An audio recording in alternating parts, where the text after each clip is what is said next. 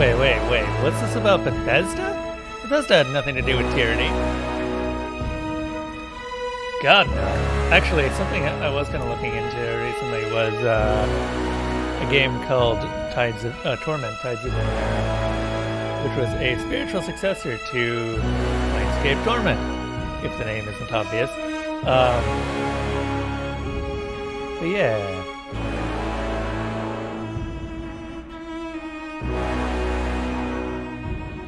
The general premise of Tyranny is that the bad guys have won.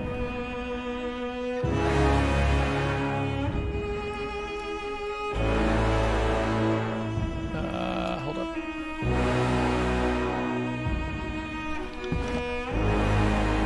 Wow. Let's see here. Labs.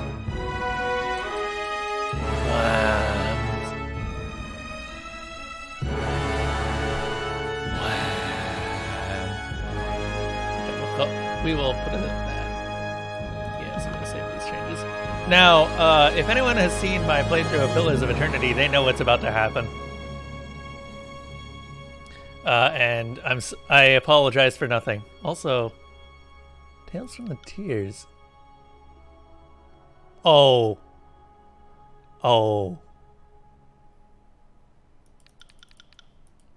I need to fix something between this session and next session.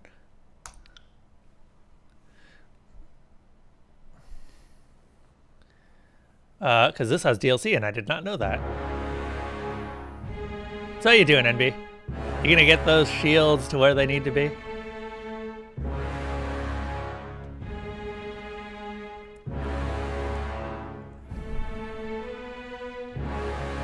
You sure about that? We're getting at a rate of 40 now.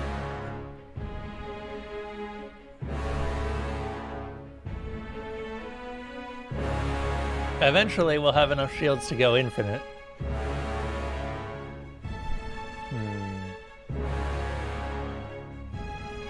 Yeah, we're trying to get to 50 by the end of today, because this is the last day that we can do it.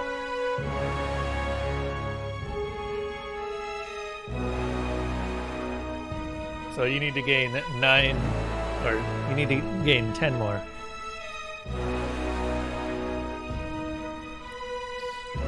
Path of the Damned.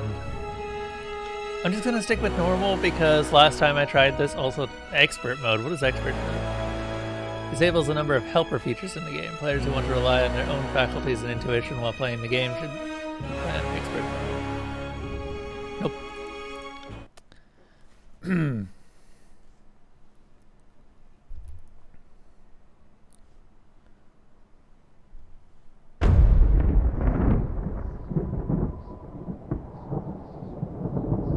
For over 400 years, the armies of Kairos the Overlord have swept across the known world. All who stood against them fell before their might. Even the Archons, women and men of immense power, were forced to kneel, chained to the Overlord's will. Now Kairos' final conquest has come to our corner of the world, and 2 of the Overlord's armies compete for the honor of taking our lands. The elite disfavored, and the teeming horde of the Scarlet Chorus. The voices of Nerat, spy master and Archon of secrets, guides the fierce and undisciplined masses of the Scarlet Chorus. With each battle, the Scarlet Chorus grows stronger, as the defeated are given a simple choice: serve or die. Graven Ash, Archon of War and the Overlord's most loyal general, leads the disfavored. Though small in number, Kairos' ironclad legion has never met true defeat in open battle. Watching over the 2 generals is Tunon, the Adjudicator, Archon of Justice, eldest of Kairos' minions. Tunon brings Kairos' laws to newly conquered lands, aided by the Fatebinders, judges and executioners of the Overlord's laws. You were among the youngest of the court of Fatebinders when Kairos' armies came to our lands. How could we have known that the fate of thousands would rest in your hands?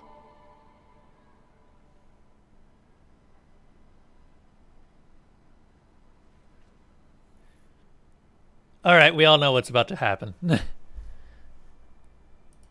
Also, ooh, this is something they didn't have in Pillars of Eternity, and something that I very much enjoyed in games that do have it. Which is keyword highlighting, and I love that. Hello, everyone. So this is Tyranny. Tyranny, as you have probably surmised by now, is a game about when evil actually manages to win. We are part of the evil empire in this case. We are fighting for them, and probably will end up conquering them at some point and taking our place at the head. Now, I haven't played a game where I was evil in a while. I think the last one that I did it was Geneforge 3? I'm gonna go with 3. I'm kidding. The last time I played a game where I was evil was Arcanum, and that was yesterday. And yeah, Obsidian and Bethesda are easy to get mixed up, but they make completely different games.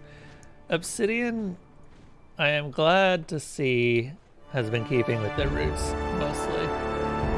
They stick with what they're good at. You know what? I think I will end up making a woman this time. Also, ooh, we have dialogue.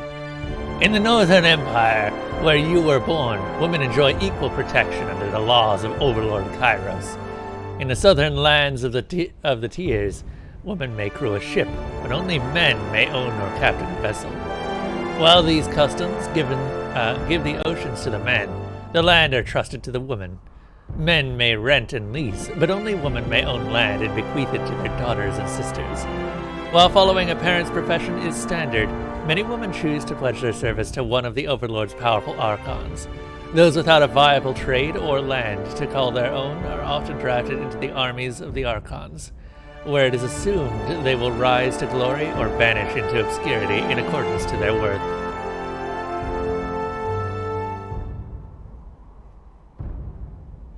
Just keep this list in mind. Hold up. What am I looking at here?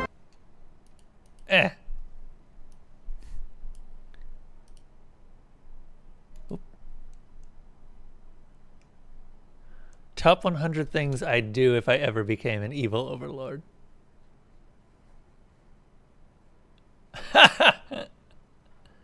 Oh no.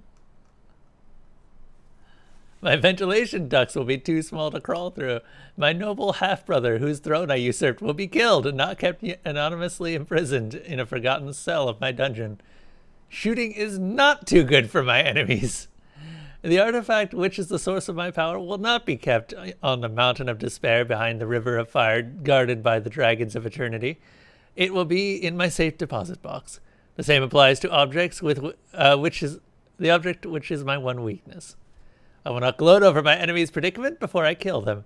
When I've captured my adversary and he says, "Look, before you kill me, will you at least tell me what this is all about?" I'll say no and shoot him. No, on second thought, I'll shoot him and then say no. After I kidnap the beautiful princess, we will be married immediately in a quite civil ceremony, not a lavish spectacle in 3 weeks' time, during which the final phase of my plan will be carried out.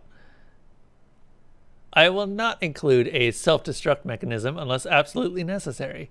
If it is necessary, it will not be a large red button labeled "Danger, do not push."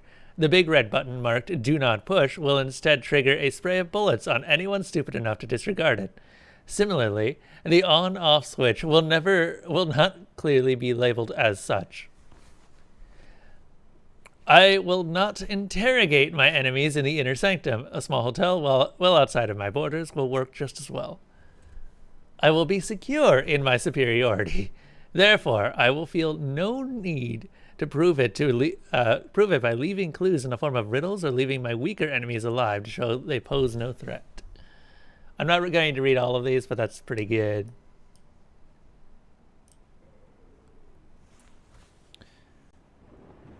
But yeah, so we're going to read through a lot of the lore now. I hope everyone is ready.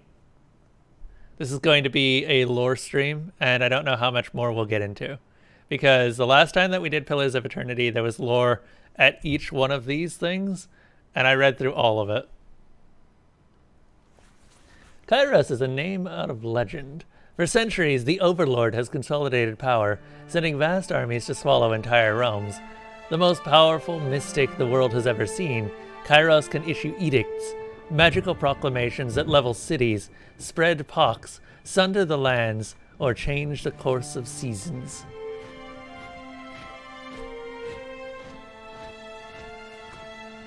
Let's go ahead and take your entire voice. Yeah, let's do this.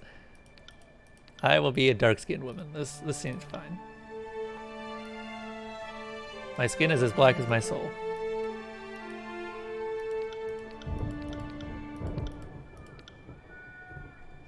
Sure. I don't know what the classes are in this. We will find out. Shame about those faces, though.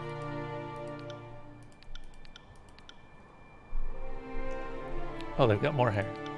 Oh, I like this hair.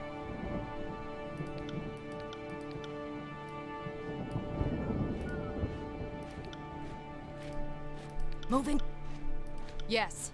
Interesting. To battle! Good work! You learn something every day. I'll just hold on to this. Hey, music, can you calm down a bit? My wounds are slowing me down. See that? Duh! Trouble is afoot. Music. Flawless. Ooh. Ooh, I dig this. Can I have more than one?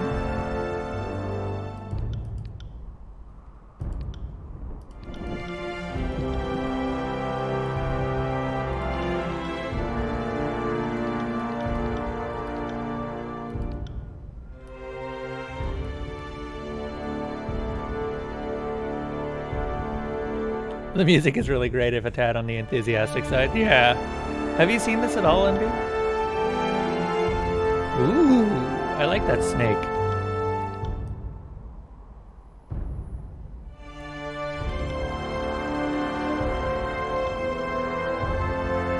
Oh, it's on the back of the leg.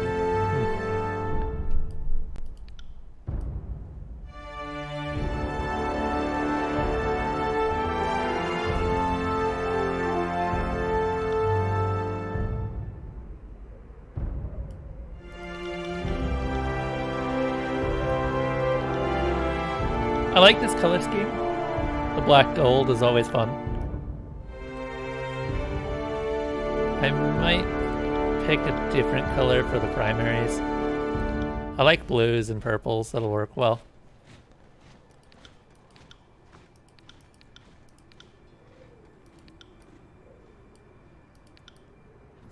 Ooh.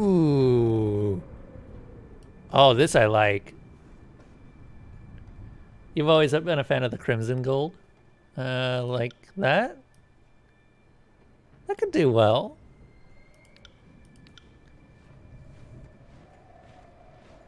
Fades between the gold and the blue is really cool. Yeah, no, do we have a good purple? We do have a decent purple. And it fades into the skin pretty well. I like this. Okay. Today, you are a Fatebinder, agent of the Archon of Justice. You are by no means free, but as a warrior scholar, deputized with discretionary powers to interpret and execute the laws of the Overlord Kairos, you are freer than most. One does not apply to be a Fatebinder. One is called by Tunon the Archon of Justice, and to decline is death. Millions of men and women live in the dozens of realms ruled by the Overlord. How did you stand out from amongst this teeming mass of desperation and insignificance and gain the Archon's notice? Why is it death? Are they threatened by those who would be Fatebinders if they say no?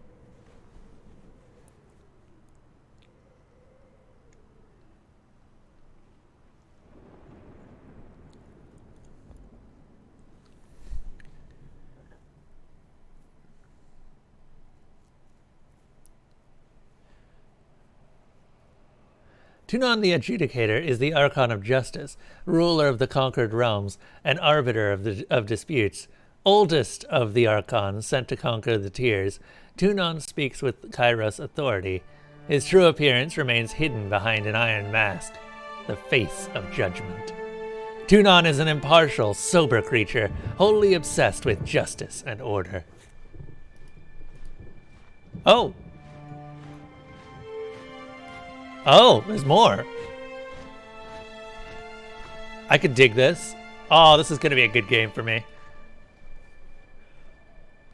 Though assumed to be a powerful combatant, Tunon rarely strays from his throne room, entrusting his court of Fatebinders to act as his eyes and ears, as well as judges, juries, and executioners. What about Kairos? Oh boy. Oh, there's lots on Kairos. The Archons, masters of magic throughout the known world, bow to Kairos, and the Overlord readily destroys any Archons unwilling to kneel. These sorceresses and madmen lead the Overlord's armies in near-endless conquest.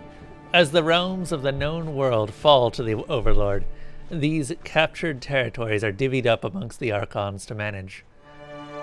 Able to deliver suffering and woe to every corner of Turritus without leaving the capital, few have seen the Overlord in person.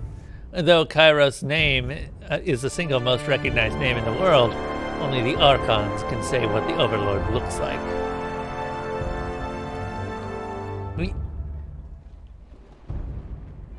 How did you join Kairos' army?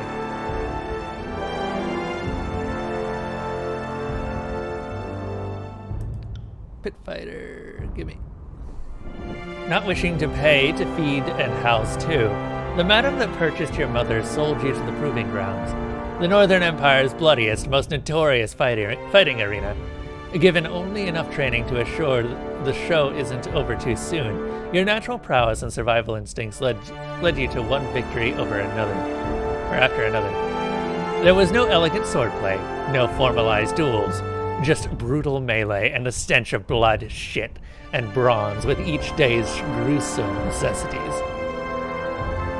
It is said that any fighter that slays a dozen others in the grand melee is given her freedom, but in 300 years, only 3 warriors have ever walked away from the proving ground. When the closing horn sounded and 13 corpses lay about your feet, you became the 4th to be granted freedom to thunderous applause. But this autonomy was short-lived. Within days, word of your accomplishments made its way to the Archon of Justice. I guess this makes sense. You actually do have one great deed under your belt when you become a Fatebinder, by merit of how you become a Fatebinder. You like the method of in-universe min-maxing? Yeah. Unable to settle the year's accounts with grain, your parents offered you as the tithe to the Overlord instead. Seeing your first battles as a child, you've known all your life how to fight, how to stay calm at the sight of blood and disembowelment, and how to rely on your fellow warriors. Deemed smarter than the average killer, you were groomed for command and given an education in letters and numbers. With rumors of war, it seemed recruitment into the disfavored legion would be the obvious match for your skills. But the Archon of Justice is known to say that good iron is not used for swords, and good minds are not used for soldiers. Claimed by Tunon, you were instead drafted into the Court of Fatebinders, where your martial skills were put to use in the enforcement of Kairos laws. That's another new term. Disciplined and battle-hardened, the disfavored are an elite legion in Kairos' army. They spearheaded the conquest of the younger realms, finding themselves always outnumbered, but never outclassed. Led by the steadfast and dutiful Graven Ash, whom they follow with obsessive devotion, they are committed to imposing their interpretation of order upon the relative lawlessness of the Tears. The Legion only tolerates Northerners in its ranks, priding themselves on their high standards and cultural purity. Norseman.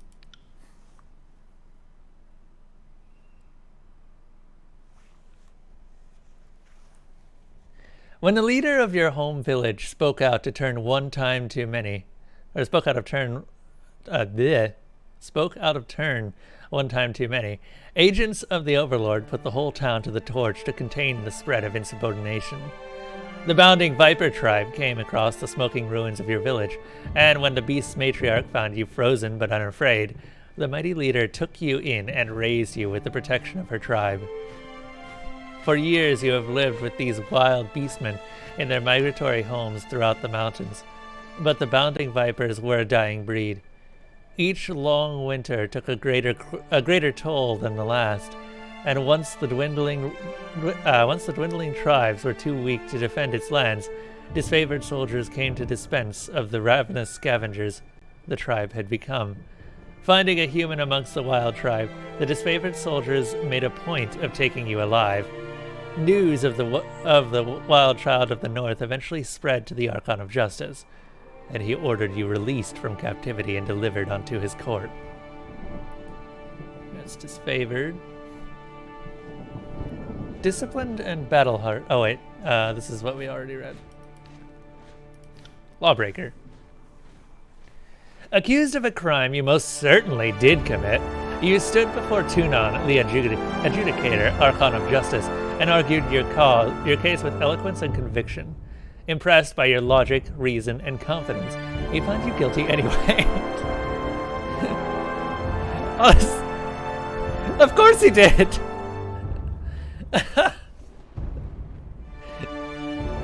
It is rumored that Tunon selects many of his agents from his prisoners. Who better to catch the wicked than those versed in such ways? In his mercy, Tunon offered you the choice of two sentences: decades languishing in a prison, or a lifetime serving him in the court of Fatebinders. The choice was an easy one, and instead of seeing the inside of a cell, you were trained in letters and numbers, magic and war. The laws you once broke are now yours to interpret and enforce. I'm taking the Lawbreaker, by the way.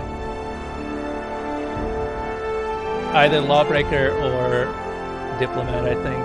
We'll see. Guild Apprentice. Deeply proud of your intelligence, your parents always knew you were too smart for a life spent with your hands in the soil. Looking to secure a better future, your parents struck a bargain with the Seven Tree Guild, a small magical order willing to teach you letters, numbers, and magic, if you proved capable. Inch is the dump stat, always and forever. We don't need no smarts.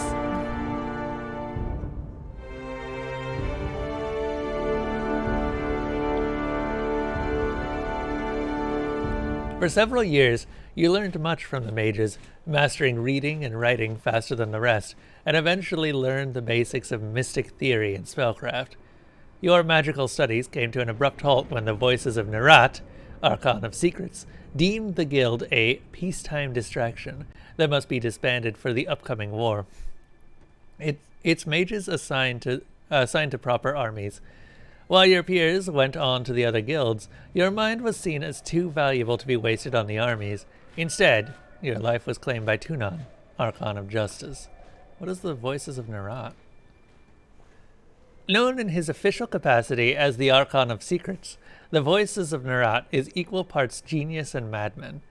Rumors abound that he can steal the minds of others, though few, if any, are alive to confirm as such. The subjects of his interrogation are never heard from again, and the Archon is able to recall the memories of his victims with startling accuracy.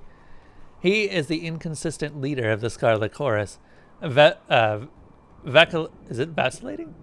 Between commanding from the vanguard and directing his armies in absentia. Despite his strange methods, no one doubts that the Voices of Nerat is an accomplished strategist, even suggesting that his madness stems from thinking hundreds, perhaps thousands of steps ahead of his enemies. Ooh, I like this character.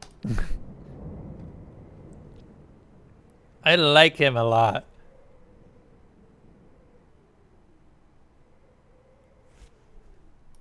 Okay.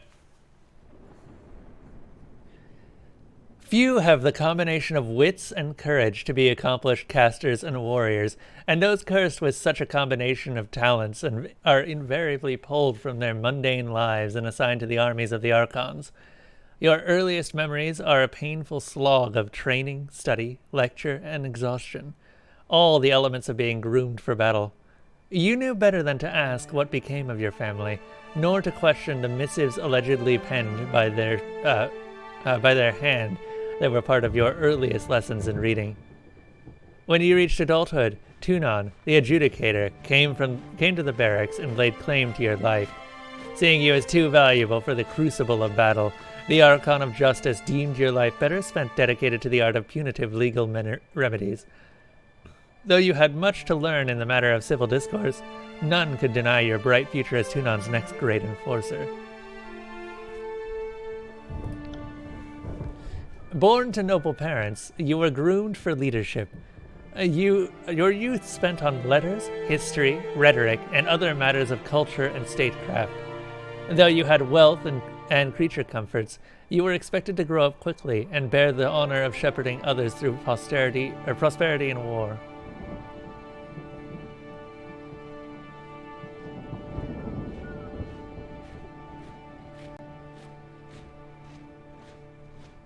Oh, did we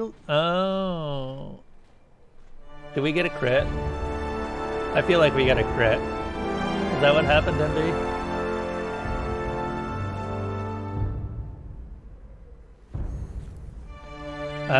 That's unfortunate. Well, that sets us back a bit.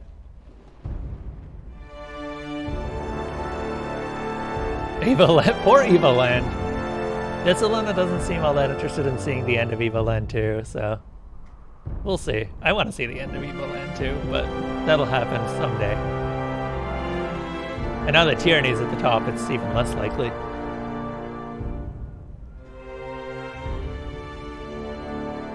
Let's see. When your parents came under accusation of sedition, you were sent to the court of Tunon, Archon of Justice, to defend your family's actions. Your parents were found guilty. Their sentence, the dissolution of the treasonous estate. Eloquently pleading your own ignorance on your family's actions, you negotiated your most important deal yet, immunity from the crimes of your family for the simple cost of swearing fealty to the Archon himself. Despite the unwilling induction, your education and savvy made you a valuable addition to the Archon's cadre of enforcers. And so, as long as you remain in good standing, your family just might be allowed to live.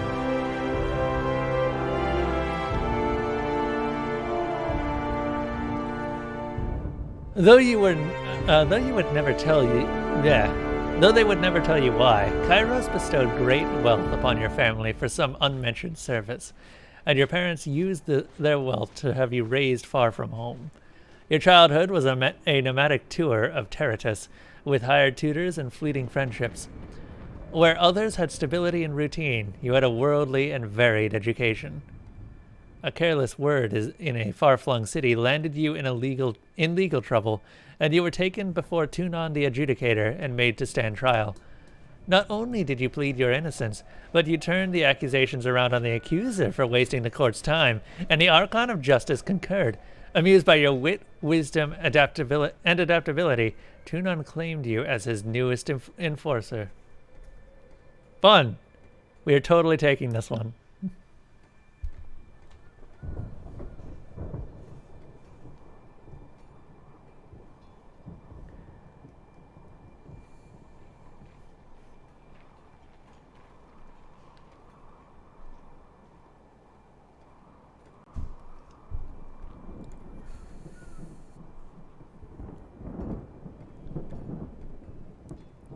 As one of Tunon's fate binders, you received training in the art of war. Oh god. Oh, that's not great. I don't think we're gonna get it this time, NB. You may want to... Yeah, you may want to be a little bit more careful right now.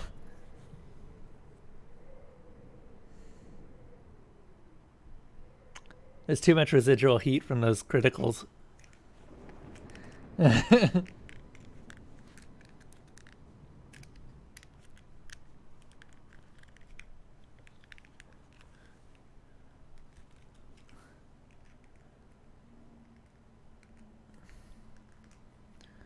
As one of Tunon's Fatebinders, you receive training in the arts of war, the intrigue of magic, and the inexhaustible depths of Kairos law. Across the Northern Empire, the education of a Fatebinder is second to none. Those bearing the title are expected to read instructions and understand the economies of the realms in which they operate.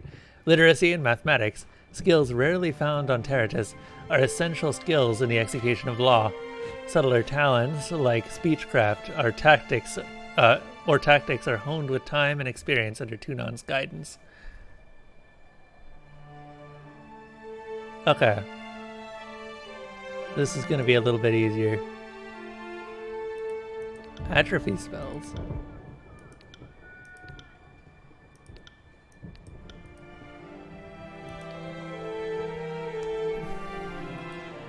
Ooh.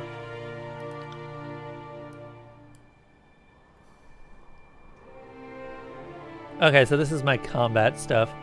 I think that I do want to go with atrophy spells. It feels like a fitting thing for a wizard to know.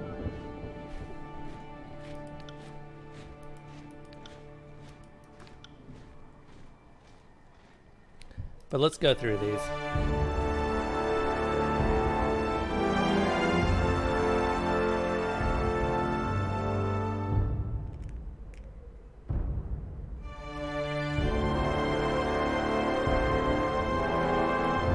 Wielding a weapon and shield puts you in the front line of combat, standing between enemies and your allies.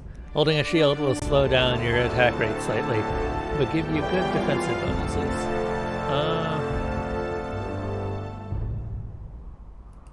+6 to one hit. I don't know.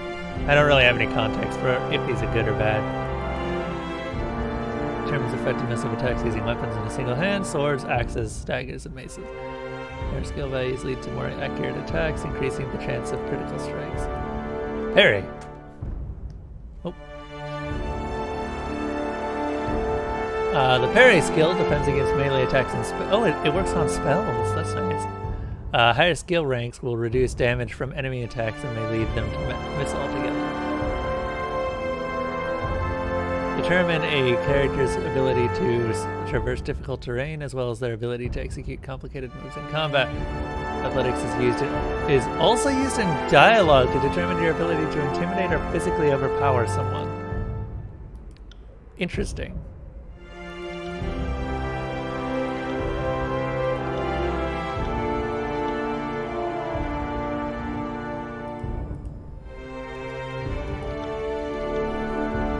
Oh, these are my starting gear. Okay.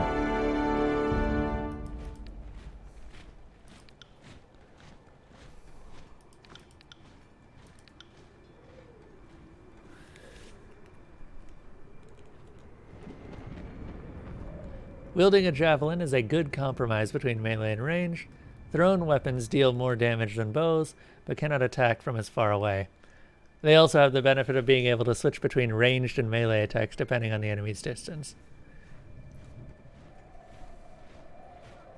But yeah, you definitely got a bit unlucky with that that crit.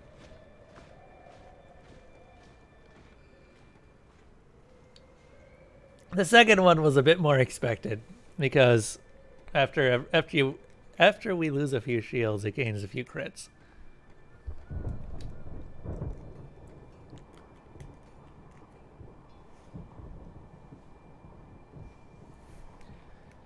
Wielding a javelin is a good compromise between melee and ranged. Thrown weapons deal more damage than bows, but cannot attack from as far away. They also have a benefit of being able to switch between ranged and melee attacks depending on the enemy's distance. That's actually kind of nice.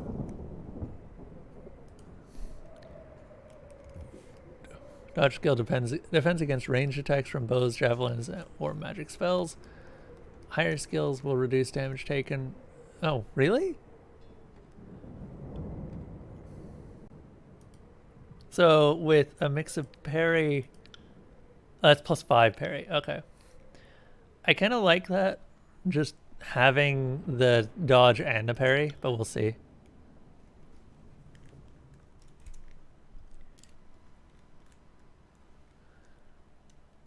Wielding a two-handed weapon puts your focus on power rather than speed.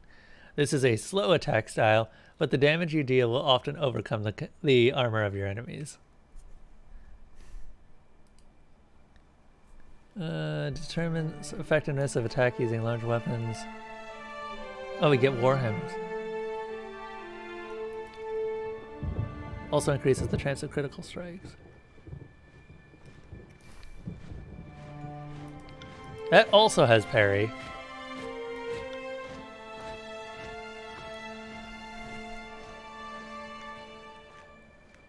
Weapons that deal different types of damage. Dual wield determines effectiveness of attacks when wielding weapons in both hands. Higher skill values lead to more accurate attacks, increasing the chance of critical strikes. Yeah. What is subterfuge? Subterfuge skill determines a character's ability to move unseen through the environment to detect and manipulate hidden traps and devices. Oh, it's just the rogue skill. Used in dialogue to deceive or trick someone. I like that. I like that a lot.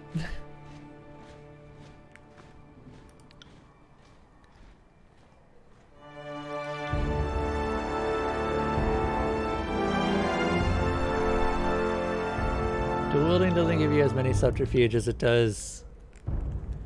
The short bow is the weapon of choice for those who wish to attack from a distance. Anything I should know? Unarmed fighting is one of the more challenging combat styles. Damage is generally lower, but there is an offset. This is offset by the speed of your attacks. A good style for someone interested in being challenged. While fighting unarmed, the dodge skill is used to avoid melee attacks rather than parry.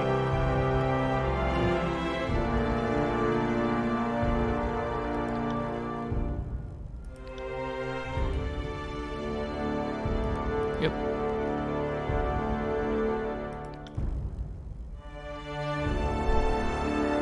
Mages skilled in shock magic can frequently interrupt their enemies, preventing them from executing their attacks.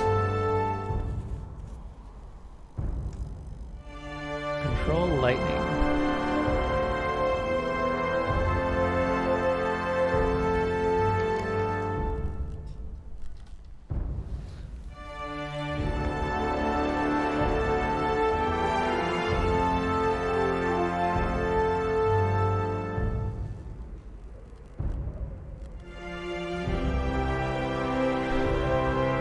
Charged fist. You punch someone with a fist. Wait, no, it's apparently ranged. What? Shock versus endurance. Foes target 8 meter push. 1.4 seconds to recover. Interrupts strong. Channels an explosive surge of electrical energy, releasing it all at once on a nearby enemy, interrupting them and sending them flying back. Lore! Lore skill would determine a character's ability to decipher information and put together clues from fragments of information. This skill is critical for magic users who wish to learn learn new runes to their power to power their spells. Lore is also used in dialogue to determine what you know. I want lore. I want lore. I want all the lore. What's figure spells do? Is a utility branch of magic that focuses on granting bonuses to yourself and your allies.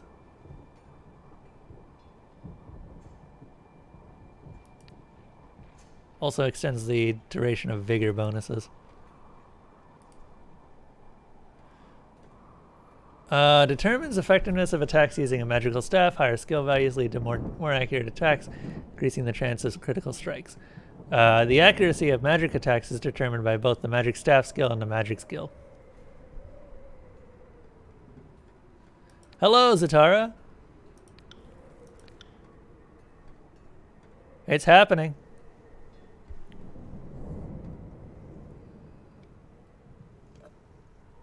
As with Pillars of Eternity, expect this to be a entire stream that is just me doing character creation. We just started like an hour ago, almost 45 minutes ago. Heresy!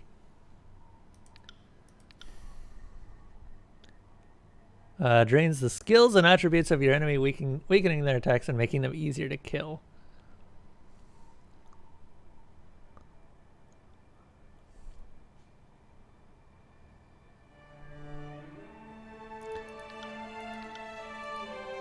think that these just... Yeah, okay.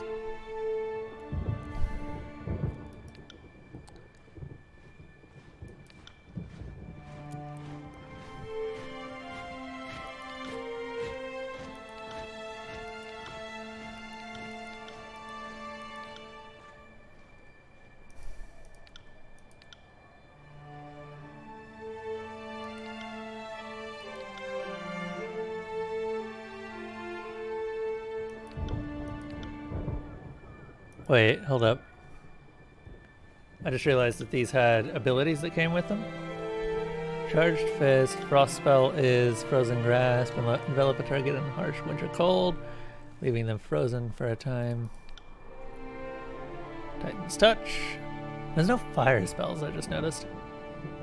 Fill the target with a Surge of Greatness, granting them bonus might and vitality. Grants entropic energy, channels into an enemy, sapping the target's might and vitality.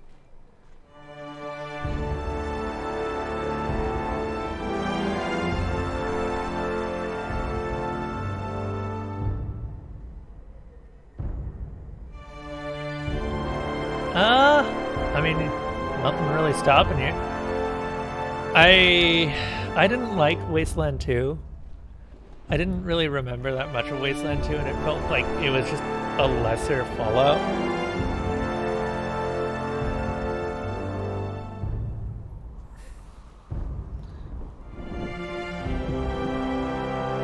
The cost is what's stopping you. Nothing's stopping you. Nothing's stopping you, Zatara. Nothing at all. Also, Andy, when did you get your purple fire? I just noticed that. How many months have you been subbed now? Hold up, I'm gonna check. Oh, you're 16 months. You got it 4 months ago, and I didn't even notice.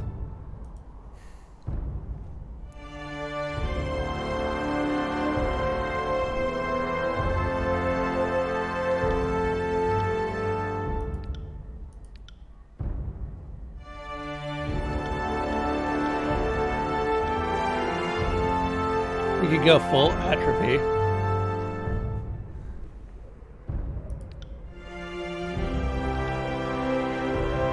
Focus your will on the shield of energy around you and or a party member, granting it additional armor.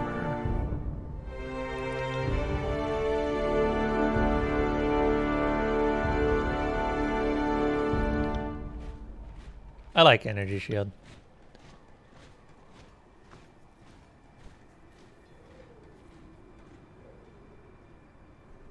Why is it $80?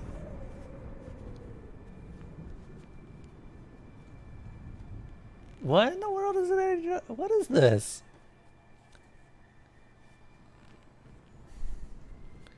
Dude, I love my CRPGs, but that's too much.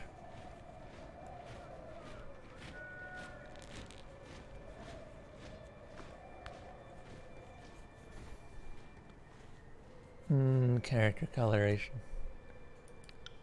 And now we're actually just doing real customization.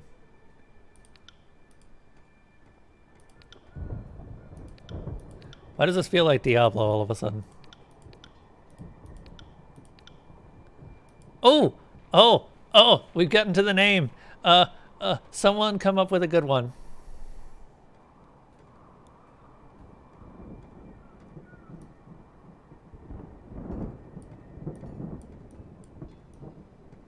New Tiffany.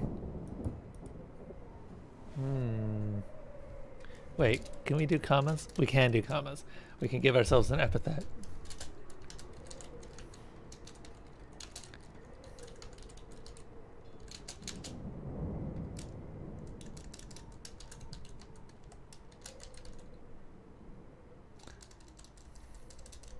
Damn it, that's too long. Yay. It's not a last name, man. It's an epithet.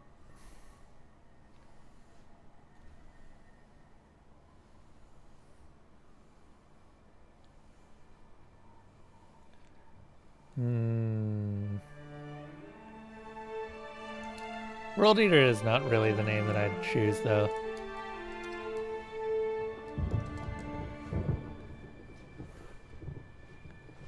I am from the House of World Eat. We eat the world. Let's see here.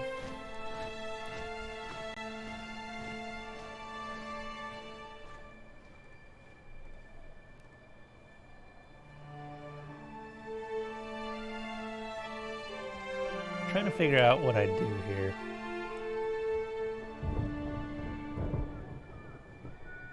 Chaos Child.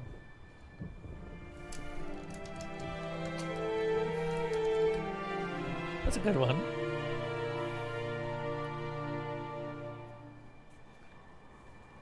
Yeah. I could do that.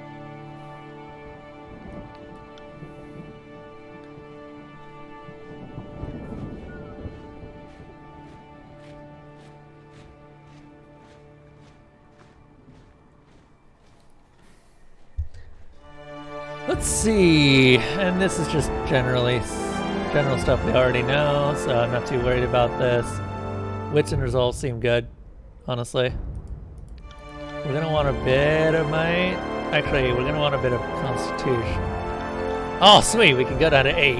Heck yeah! Give me health.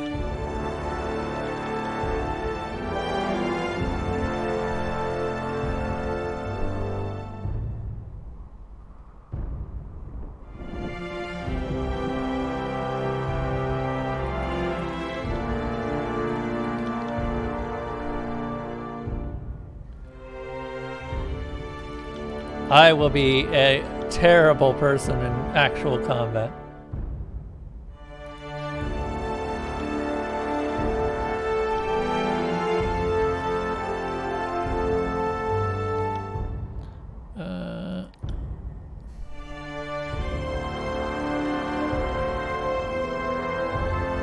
Oh, wait. Wait, wit just gives tons of spell strength. I don't care about strength.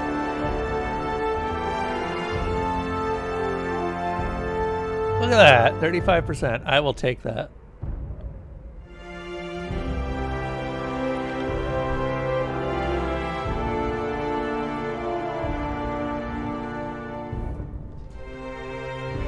Okay.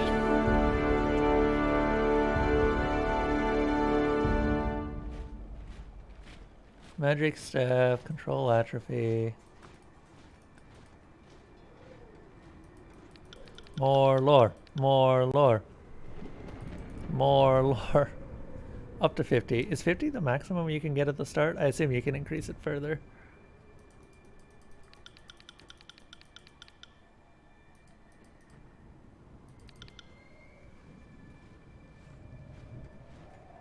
You got to play D&D again for the first time in a while over the weekend. New campaign. So you were able to make your support druid Cadence the Furbolg. The rogue was worried about having to sneak, and I was like, give me a second there. You have advantage. Nice. Yeah, I like that too. I think these are less main stats and more just stuff that's been buffed. I don't really care about magic staff.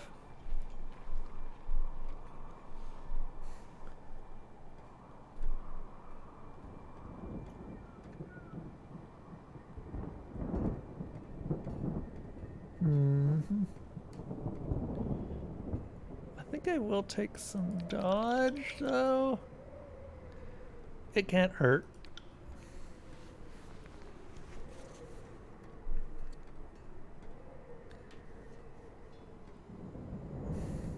Too much water, what? What are you on about?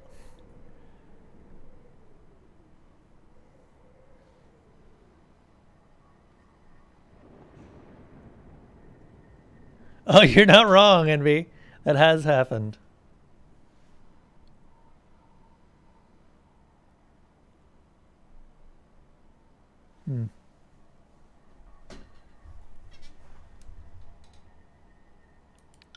I like this.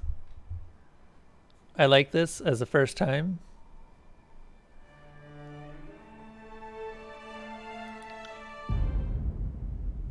All right.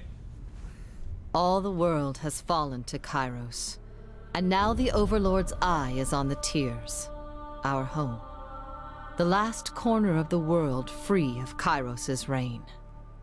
2 armies, the Disfavored and the Scarlet Chorus, marched south from the Northern Empire, the last realm to fall to Kairos a century prior. In the early days of 428, Kairos' armies arrive at the Gates of Judgment, the mountainous border that we Tearsmen so long believed unassailable. Unable to agree on a unified plan of defense, the various leaders of the Tears sit and wait for each other to deal with the conquerors, until it's too late. You thought it was a Pokemon game? What, Assassin's Creed Black Flag? Oh yeah.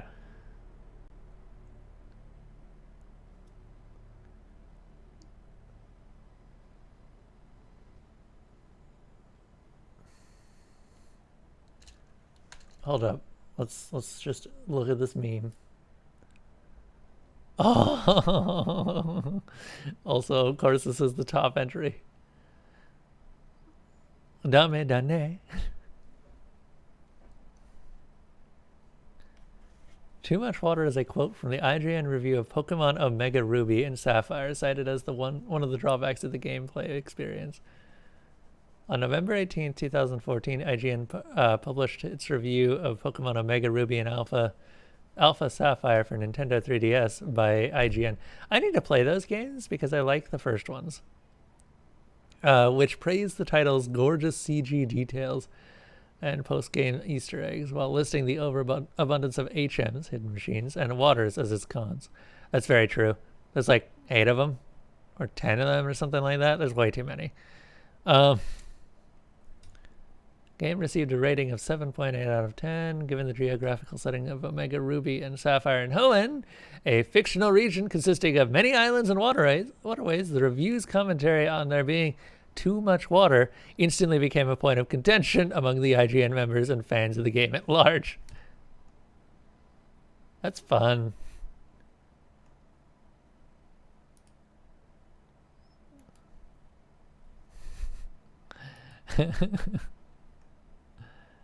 That's good. IGN is secretly Team Magma. Of course they are.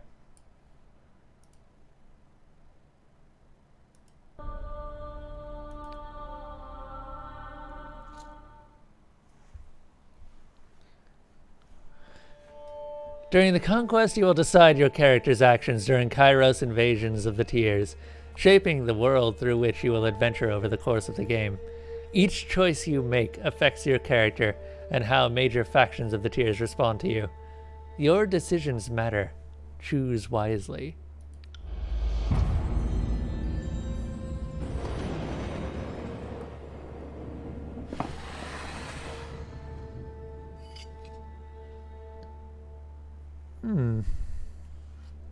The Bastard City stood on the northern border between Kairos Empire and the Tears. Built upon a natural harbor at the crossroads between realms, the city was a nexus of commerce. To the Tears, it was the center of all wealth. To a northerner, it was little more than a backwater trading post. Its symbolic status as a gateway to the continent made it a natural first target in Kairos' military conquest. Circumstances were ideal for you to prove your worth as a soldier in Kairos' armies. Taking the city would send a message to the rest of the Tears. Kairos' will is insurmountable. Let's see here. Named for its position between 2 realms, the Northern Empire and the Southern Tears, the Bastard City and its surrounding lands, known as the Bastard Tears, great, is a melting pot of cultures. Oh, it's Seattle. It's Seattle.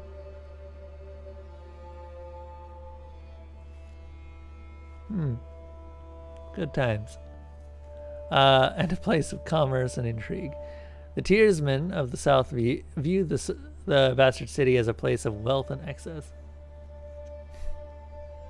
Seems good.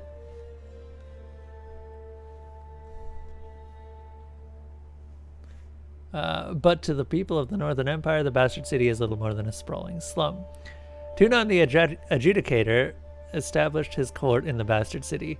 From this foothold and in the tiers, he and his court of Fatebinders impose Kairos law upon the conquered lands. Well, I guess we know what's going to happen to it.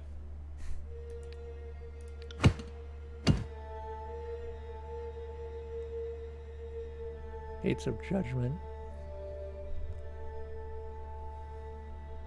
Been there once, had a burger, left.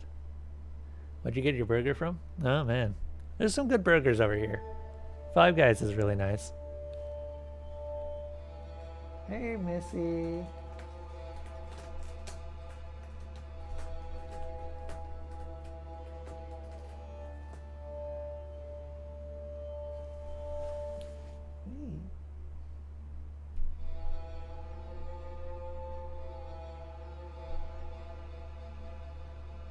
We have a cat. I'm going to turn on the light real quick so we can turn on the cat cam. Oh my god. Fall is coming. Isn't it great?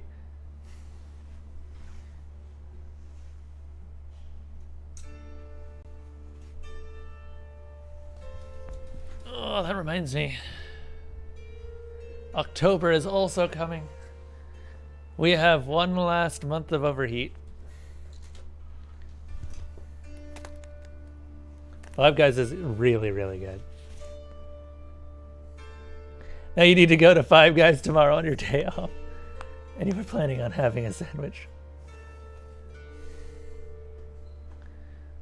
Can't remember because it was over 20 years ago. Ah. Missy is here. Dude. Bring me a sandwich, Envy. I want a sandwich.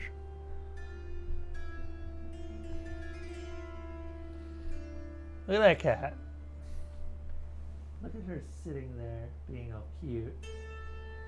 So Missy has this really weird habit of crawling into bed with me. Like, I will go to sleep and then I will wake up with a cat at my side.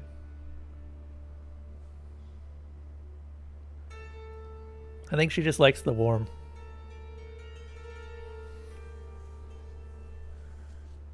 She's just sitting there, menacingly. Elsa's watching her too, but Elsa isn't doing anything. So, yeah. What are you doing, Missy?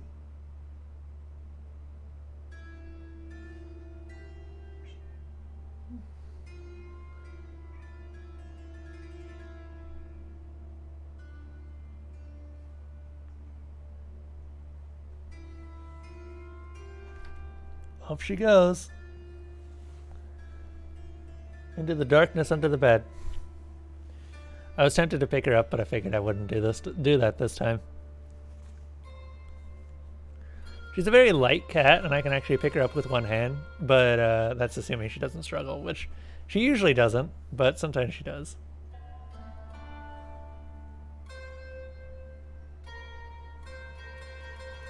You're surprised there isn't an official COVID-19 campaign in Plaguing?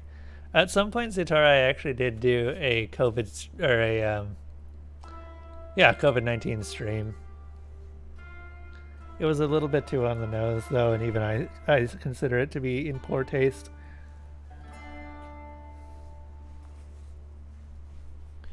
Both armies sent their forces to prepare the way. In the first major engagement of the war, Kairos armies crossed the mountains and established a foothold. Oh, these are the options that happened. Aid the disfavored scout.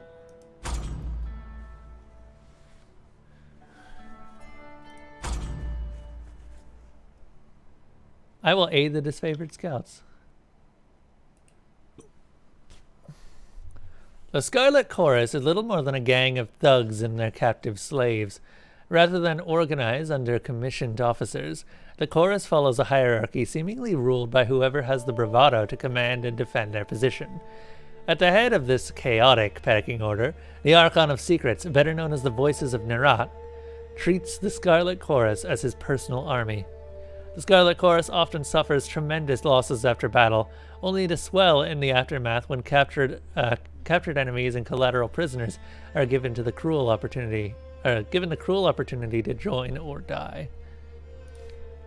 What happens to those that aren't willing to fight, but say that they'll join? Deserters. That's not how you make a long-lasting army. History would remember the Gates of Judgment as the first battle of the conquest, but the real combat unfolded with the advanced units of both armies preparing for the coming war. The Disfavored and Scarlet Chorus each had a plan to infiltrate the capital city. Which army did you join?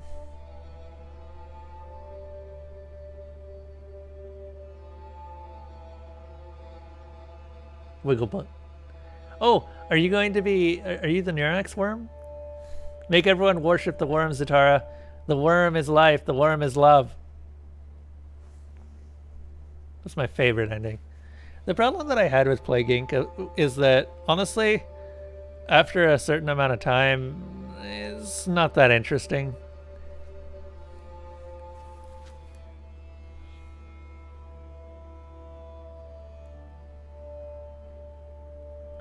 Kind of runs out of steam.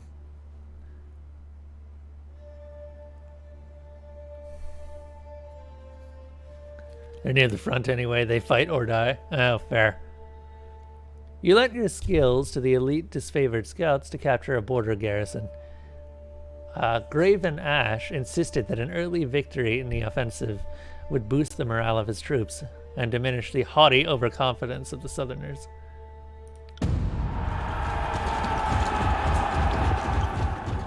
The Oath-bound scouts identified a modest border defense and collaborated on an organized attack that would leave the enemy uncoordinated and cut off from aid.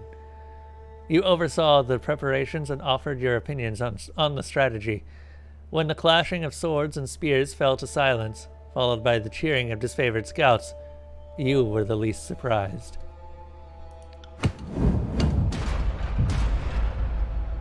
Oh, so you only get to choose one.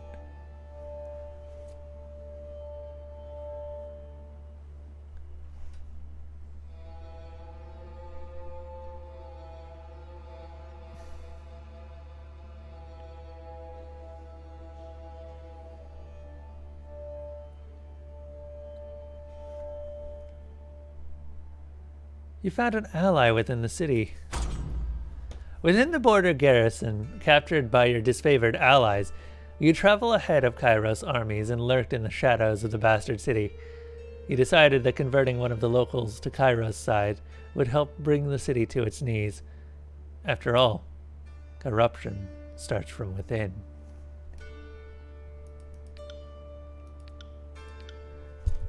You enlist a bitter captain of the guard to sell military secrets to the disfavored. Better the Kairos forces march to their next inevitable victory well informed. You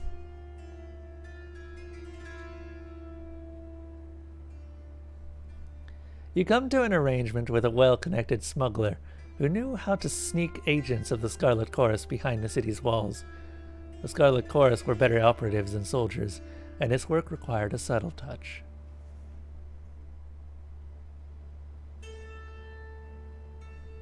Oh, did we lose more? We did lose more.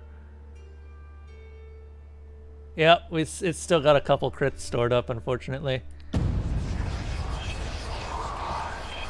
It may just be a good idea to just let it burn itself out a bit.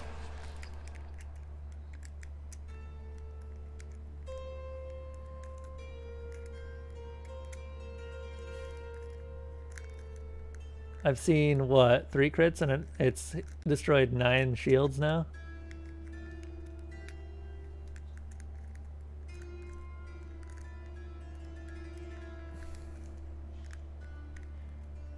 It might just do its own thing for a bit. After accepting his deserving payment, the smuggler uncovered a long-forgotten tunnel that intersected with the sewers of the bastard city. Armed with maps of the subterranean layout, your Scarlet Chorus allies fanned out to occupy various city districts undercover. They spent the ensuing weeks murdering key officials and sabotaging defenses wherever possible, weakening the Tyr's capital under the very noses of its leaders.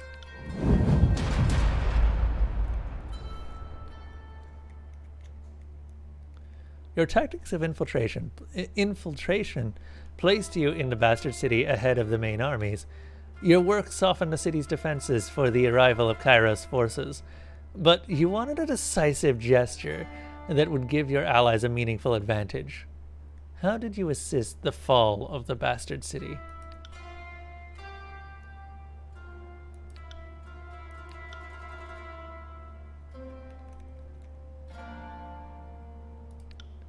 Oh, I really like this. What is this? I'm gonna be an absolute bastard, is what I'm gonna be. I'm not using honor, to be honest. I like the disfavored, but they are far too honorable to be working within the Overlord's ranks.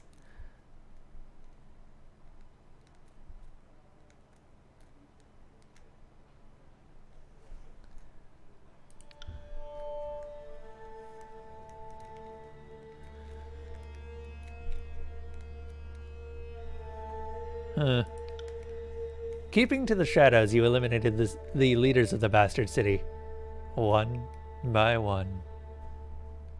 What do I get for these? Plus 100%. Okay, cooldown once per encounter. Plus 100% graze deflection for 12 seconds. Minus 100 accuracy for 12 seconds. Plus 200 dodge for 12 seconds. Oh wow, so basically huge defenses.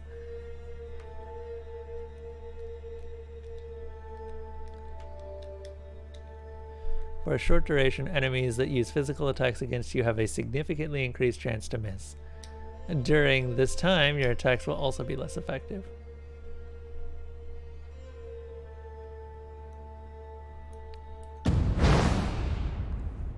But during that time, I can also tank pretty damn well. Some deaths were quiet and unnoticed, while others were gruesome beyond words. As a wave of murder overtook the city's elite, your deeds swelled in infamy. Well before the armies arrived, no one in the bastard city felt safe in their homes, much less behind their walls. By the time Kairos forces crested the horizon, the city was fearful enough to throw open the gates and welcome their new protectors.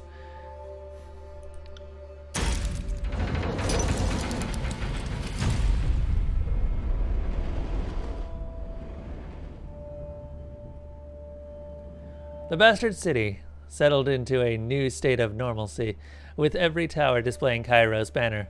Your name was whispered alongside a rumor of a decorated career to come.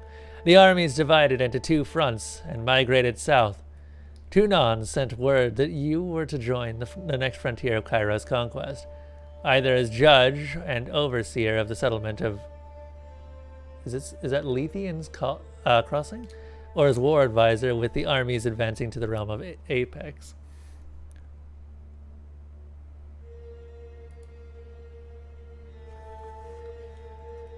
It is Lethean's Crossing. Built in the shadows of an old wall junction in the realm of Haven, Lethean's Crossing is a growing trading settlement. The nearby rivers are rich in iron ore, though the locals lack the technology to smelt and forge the element. In the years following Kairos' conquest of the Tyrs, the population of Lethean's Crossing swelled, with refugees fleeing with the destruction of their homelands. The presence of the forge-bound mining the iron, along with their guards, makes this makeshift settlement a vital resource to Kairos' armies. Forge-bound, that's a new word.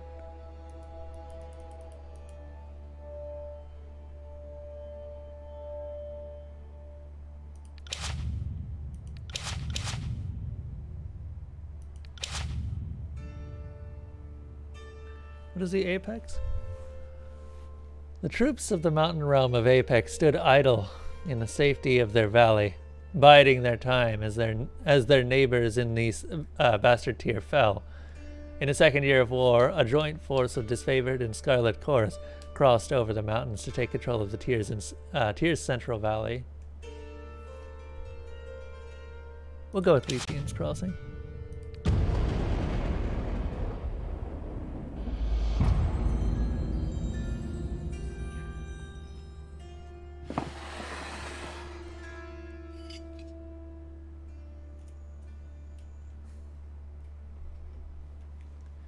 Years ago, Lethean the Bold founded a small merchant town at the intersection of ancient old walls.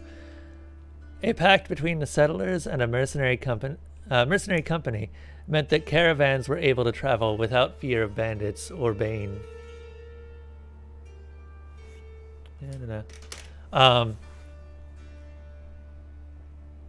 Without fear of bandits or bane, and the town thrived in modest insignificance. Lethean's Crossing drew Kairos' attention for the iron deposits in the surrounding hill. With the region under Kairos' control, the northern smith mages could set up workshops to refine ore and arm the disfavored with the finest weapons of the known world. Oh, wait, there's more. The Archon of Secrets dismantled the mercenary support with a generous bribe, taking the crossing in a bloodless victory. Tunon dispatched you to travel alongside Kairos' forces and bring order to the region.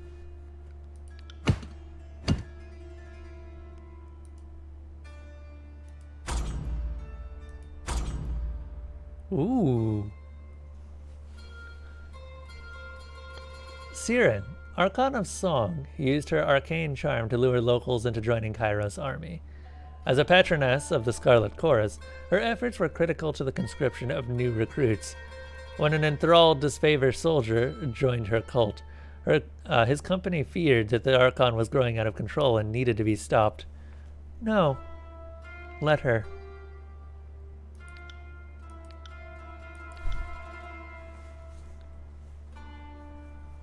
The Scarlet Chorus tradition.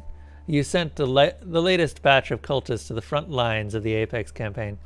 Those who survived were welcome to remain in Kairos military, and their performance would stand as testimony to Siren's effectiveness.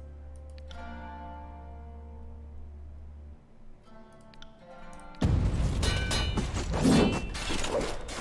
didn't even read the other one. God damn it, I forgot.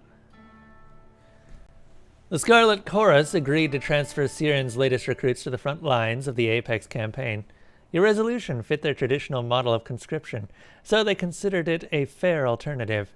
In the weeks to come, more of them returned to active duty than even Siren herself expected, likely owing to their obsessive devotion to the Archon and her enchanting music.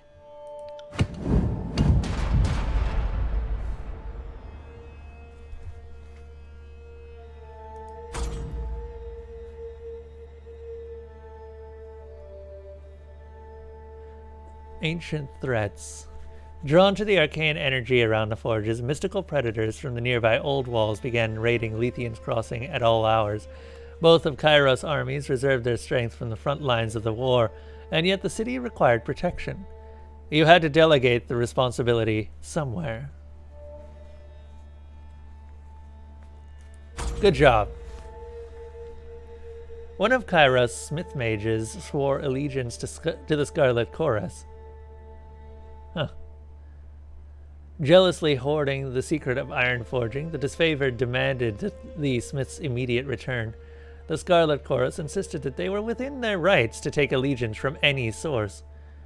Tempers flared and the forges cooled as arguments stalled productivity.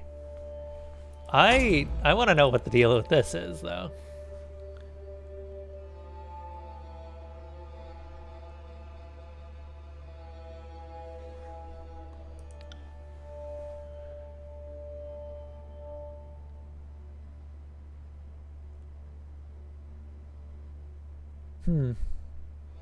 I feel like I'm going to be a little bit in favor of a certain group.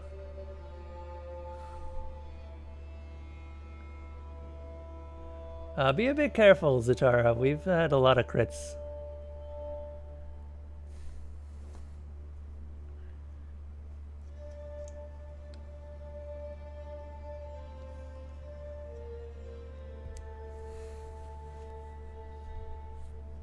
Okay.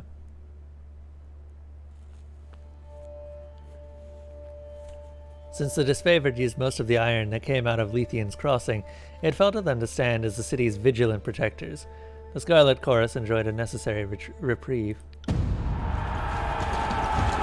the disfavored were averse to your rulings, they couldn't argue with the reasoning behind it. They rallied in the streets of Lethian's crossing, patrolling on alert in shifts that lasted days and nights in an impressive show of force. They managed to repel several attacks from the predators in districts that would have otherwise suffered great harm. Able to do some good, the disfavored still detested you for keeping them from the battle with their real enemies in the tier. No, not right now. Because a crit can go up to 400. And you want to hit it to the point where it reaches around like 1,000-ish.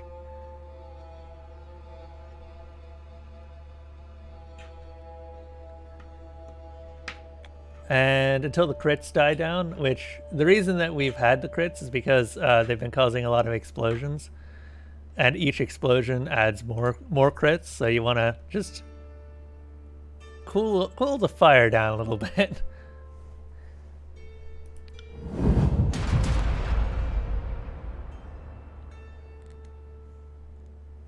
Can I move this?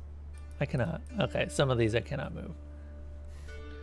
Tragedy struck when a mercenary hired by the voices of Nerat injured a forge-bound artisan, leaving him unable to practice his craft. Also, what is a forge-bound? The forge-bound are mage-smiths sworn to Kairos service, though their operations in the tiers are overseen by Tunon and his court of fate-binders. Each forge-bound uses magic as a tool to augment their personal craft, most commonly smelting and metalworking, but carpenters, tailors, and tanners are found in their ranks, and each mage strives to create that which is impossible with mundane hands. Most notably, the forge-bound are the sole masters of ironworking in the known world. Using spells of fire resistance to wade into the forge fires, the forge-bound can work iron at temperatures no other forge can match, and with a hands-on touch that no mundane smith could hope to achieve. Because of this vital skill, the forge-bound are considered a strategic war asset, their lives regimented and controlled so that the forges may churn out iron arms and armor without debate, delay, or distraction.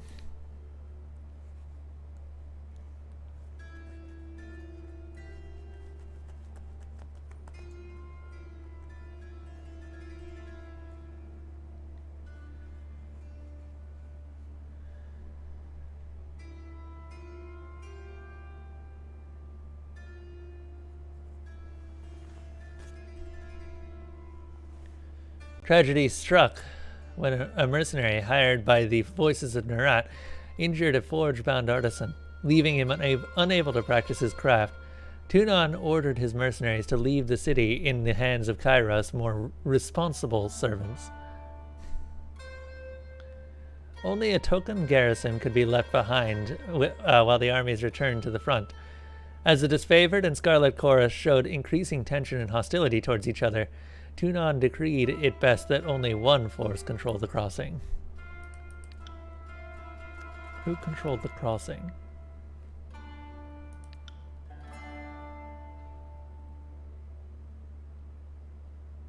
The disfavored. The disfavored placed a modest garrison in the settlements of Lethian's crossing. Though the forces were larger than might be needed to police the small settlement, protecting the forge-bound ironsmiths became the agenda of the defense force, as these magical craftsmen kept the disfavored invasion force suited in iron. Relieved at the departure of the Scarlet Chorus, the citizens of Lethian's crossings felt they got the least of two burdens. You received word from Graven Ash thanking you for your decision. The forge-bound and their weaponry could not be entrusted to the voices of Nerat.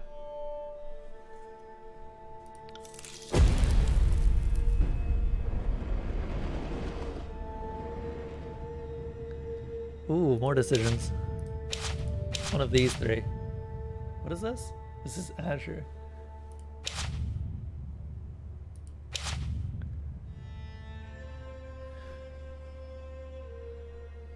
With the mercenaries expelled and Letheans crossing under new leadership, Kairos forces congratulated themselves on bringing order to the settlement and guaranteeing a productive flow of resources. Over the course of this diversion, the army's front advanced further into the tiers. Your skills are needed in the realms of Azure, Stalwart, or the Vellum Citadel. The Vellum Citadel? The Vellum Citadel was a library fort. Ah, yes! Yes! I don't care what the other ones are now. I want this. A library fortress. The largest archive of the written word in the tiers. The School of Ink and Quill protected and maintained the archive of ancient lore for centuries, standing apart from the political upheaval of the younger realms as an enduring pillar of knowledge and culture.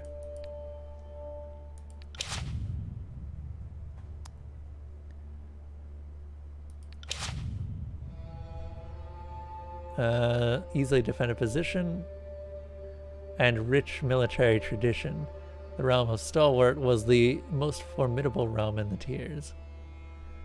Kairos dispatched the Archon of Stone to subjugate the nations of Azure.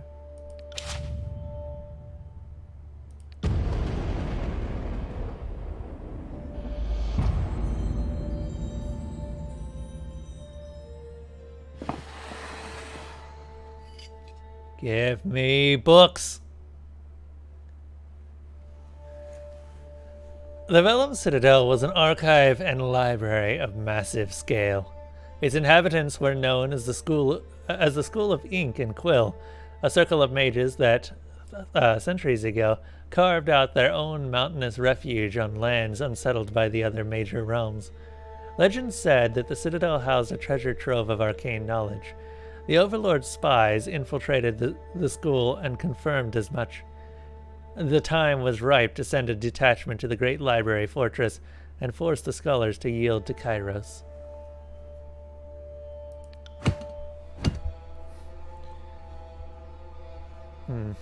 Song of Ensnarement and the Chain of Command. A detachment of Kairos' army marched on the Vellum Citadel, expecting an orderly surrender. As they neared the main gates, a blast of arcane energy struck the commanders dead. Suddenly, the highest-ranking officer alive, Kairos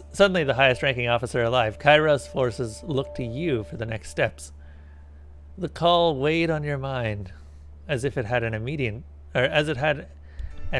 influence on soldier losses.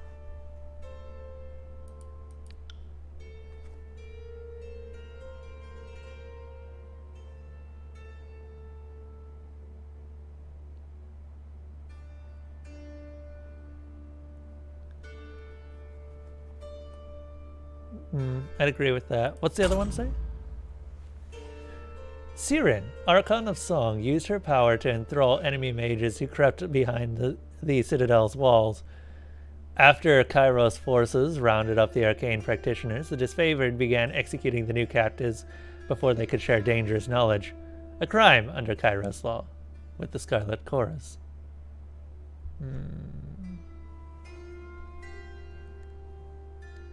This seems smarter.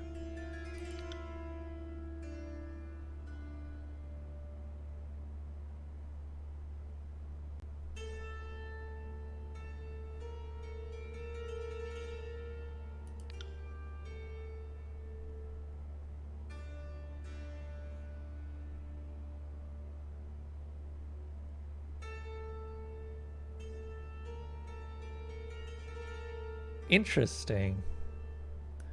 That's an interesting option. What are these two options?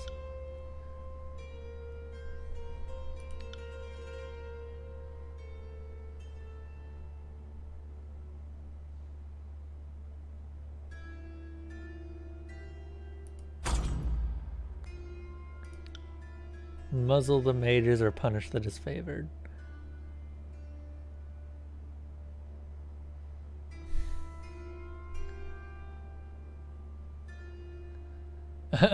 Wait, what?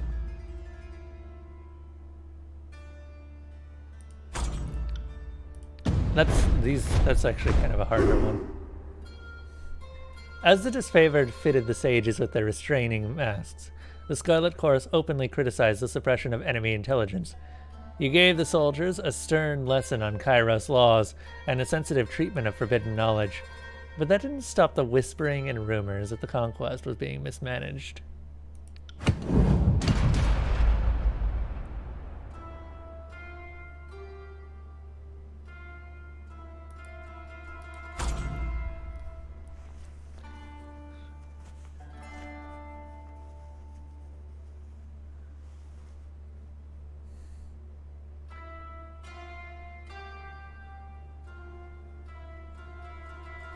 A group of enemy mages surrendered to the disfavored, claiming to be the spies loyal to the voices of Nerat.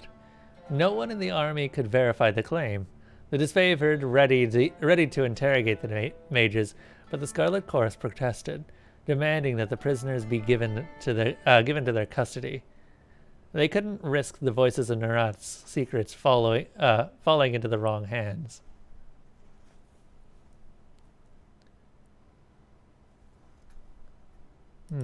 And what's this one? The Archon of Song incited Scarlet Chorus recruits to fight their leaders. Bosses were killed and supplanted left and right. The disfavored demanded an end to the practice for the good of the conquest. Interesting! The disfavored are actually arguing against the death of the Scarlet Chorus, despite them being rivals. I guess even evil has its limits.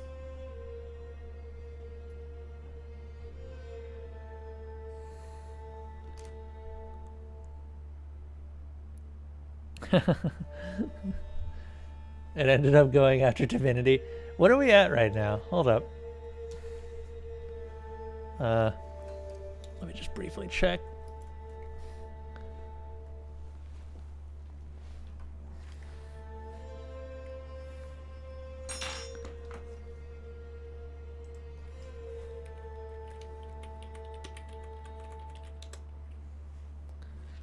Tyranny's at the top still, but it got hit hard. Arcanum got hit pretty damn hard too. Look at that.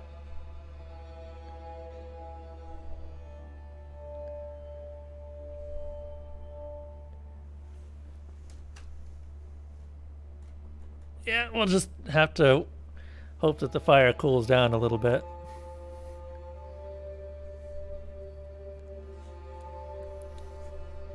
The Archon of Song incited... I don't know why the Archon of Song is doing that. Oh wait, is it because she was gaining power, wasn't she?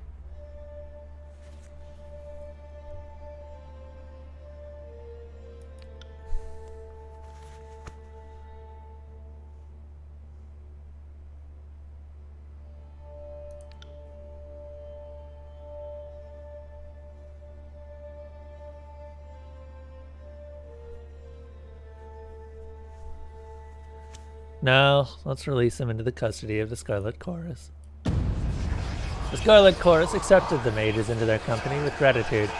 After secreting them within tents and out of earshot, you presume that a discussion or interrogation followed. When asked about it the following day, the Scarlet Chorus admitted that they sent the mages to the voices of Nerat with an escort, dispatching them under cover of night without due authorization. Of course they did. You reprimanded the soldiers for keeping you out of the loop, but there was not else that could be done in the matter.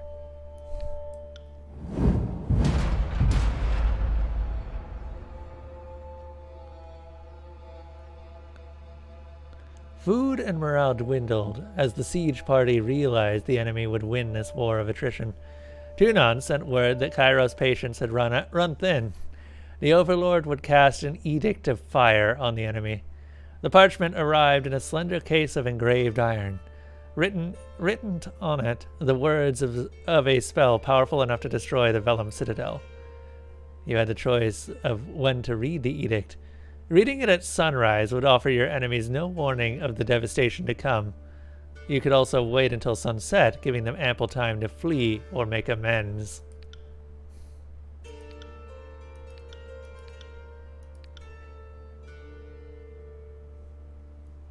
So we're going to end up destroying the Citadel. I would have liked to keep the knowledge. Keeping your commanders dumb is how you avoid retribution now, so it makes sense that this is what's going to happen. That's knowledge that I won't have.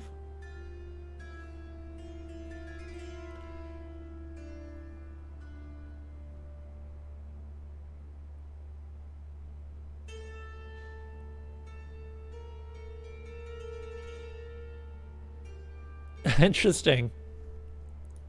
The disfavored disliked... Claiming that they still had spies within the Citadel, the Scarlet Chorus urged you to warn the mages of the Overlord's edict. Granting their request, you met with the enemy under a blue flag of peace and warned them of their doom, giving the Chorus spies and the enemy a chance to run. I'm gonna go with the disfavored here. The Chorus is expendable.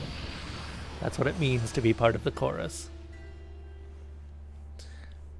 You read the edict as the new sun rose behind the Citadel, casting a long shadow in its wake.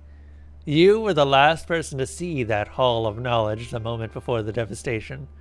The earth shook, and red-orange light glowed in the foundation of the sprawling Citadel. Bubbling up from under the library, a torrent of lava heaved with explosive force, gushing from the windows and between loose bricks, melting hostile trenches in the surrounding lands.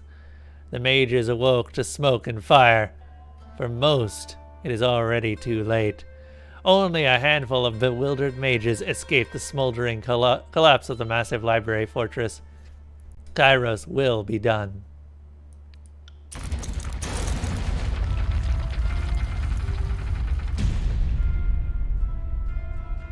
The armies of Kairos left the devastation of the Vellum Citadel in silence. From that day forward, the Tears came to know the once noble Citadel as the Burning Library. Previously known as the Vellum Citadel, the archive and ancestral home of the sages is now the site of a volcanic crater. Eruptions of lava began during the conquest of the Tears. After Kairos forces failed to claim the library in the Overlord's name, Kairos cast an edict of fire to break the siege and rid the world of the forbidden knowledge stored there. The Citadel has been a smoldering ruin ever since.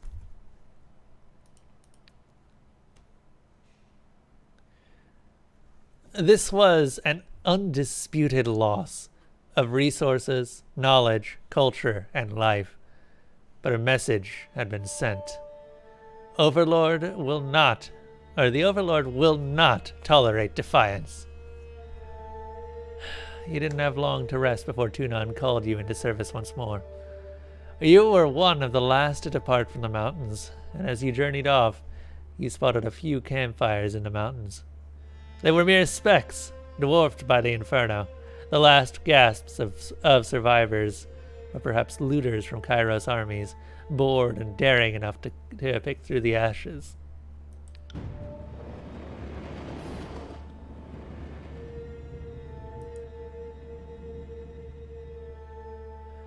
You've reached the end of Kairos conquest. Do you want to continue or erase your progress and start over? I think we're good.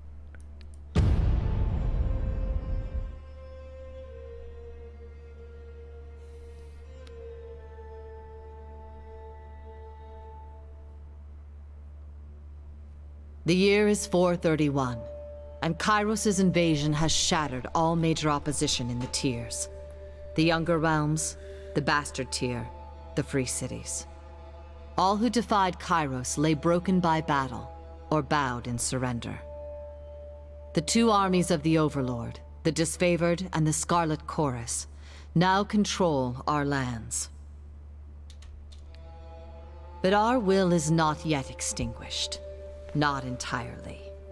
In the Valley of Vendrian's Well, those of us unwilling to bow to Kairos have banded together in defiance.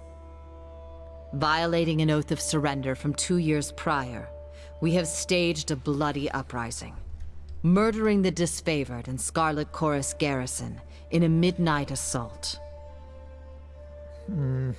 That's not very nice of you.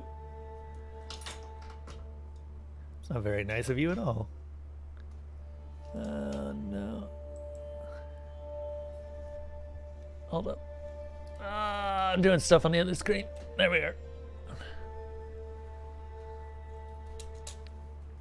With their main forces spread across the tiers, the Disfavored and Scarlet Chorus redeploy to Vendrian's Well to crush the resistance. But months pass with no definitive battle. As disagreement and discord paralyze the Archons, we bide our time and wait for our message of insurrection to spread across the tiers.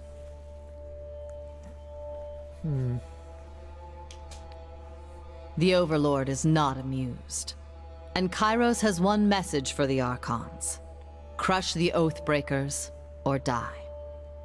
Kairos backs this threat with an edict, a magical commandment that can slay all in the valley should the order be ignored. The honor of proclaiming this edict fell to you. Sent across the mountains to Vendrian's Well, you carry the Overlord's edict to read before the Archons. As you finally make your way through the winding mountain passes into the valley, the ground trembles, and Kairos' magic seals the way behind you. You are trapped in Vendrian's Well, with Kairos' armies and the Oathbreakers. The only way to survive is to fulfill the terms of the Overlord's edict, in any way that you can. Great.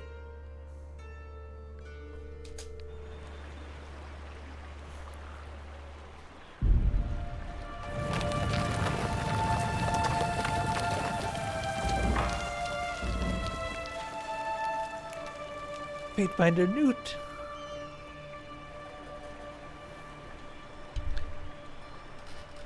If this is your first visit to the world of Tyranny, watch for these windows to help you become familiar with the game.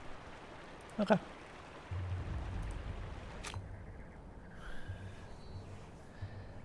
Kairos, the Overlord be praised. When I heard the avalanche, I feared the valley was sealed with you on the other side. The disfavored warrior claps her gauntlets to her breastplate, the traditional salute of her legion.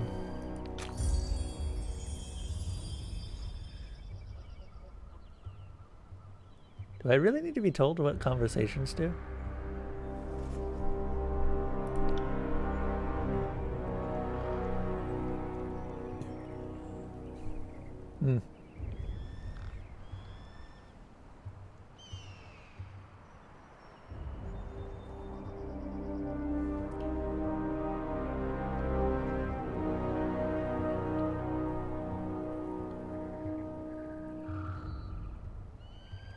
Yup. This is all fairly standard.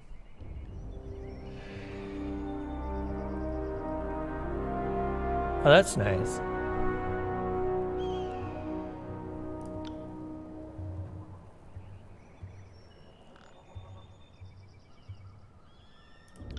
Cool.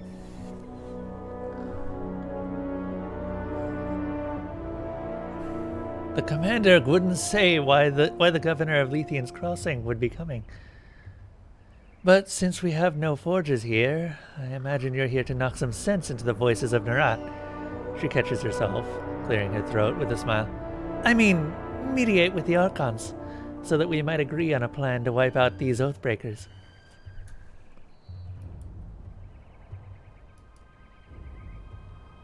Oh, green stuff is lore. Huh. I appreciate that.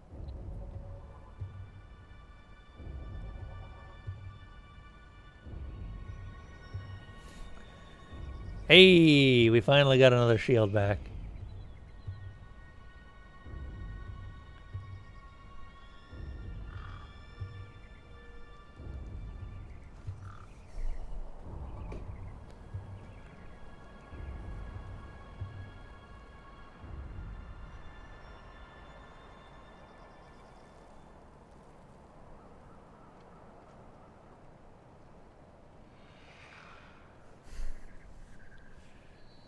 Okay, in the year 429 TR, the second year of conquest of the Tiers, you were assigned as the governor of Lethian's Crossing, overseeing the Iron Forges tasked with supplying the host of war.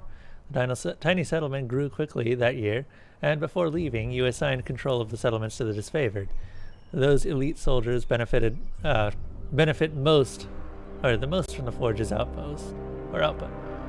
Having improved efficiency, order, and the quality of the forges, many disfavored soldiers think of you as the chief rainmaker of their arsenal.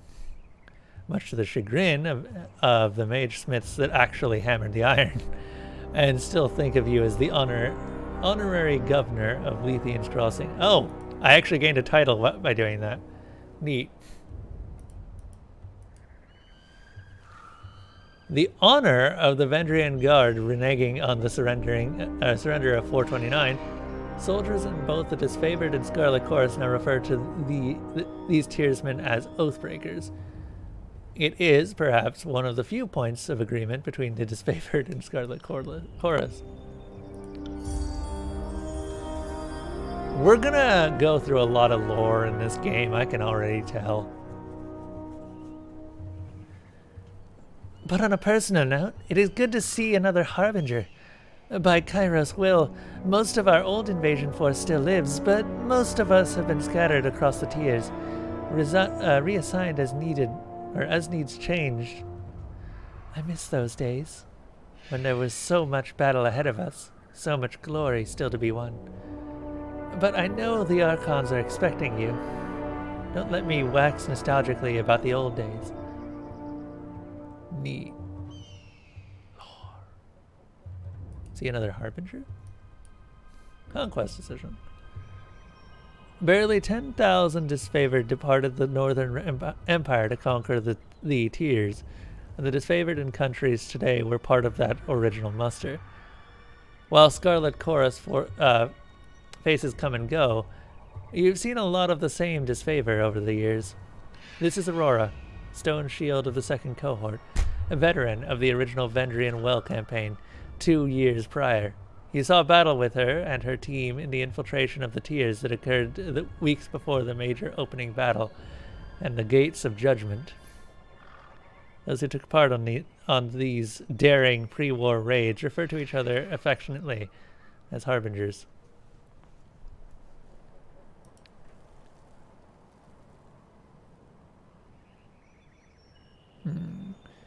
Can you hear that hum in the air? That glow around the rocks?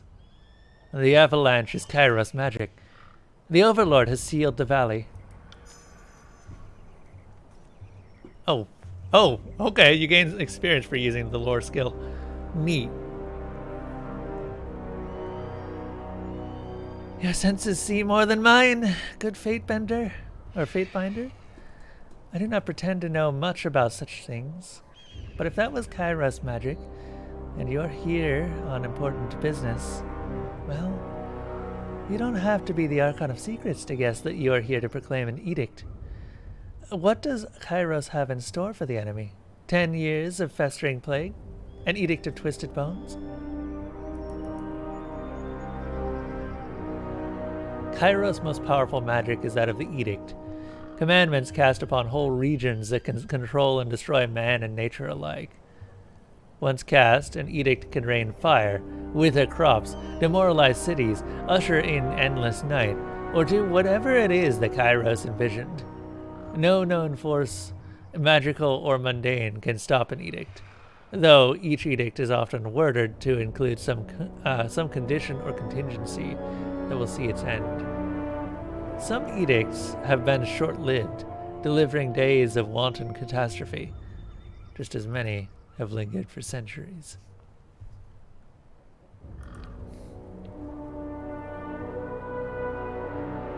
Glares silently.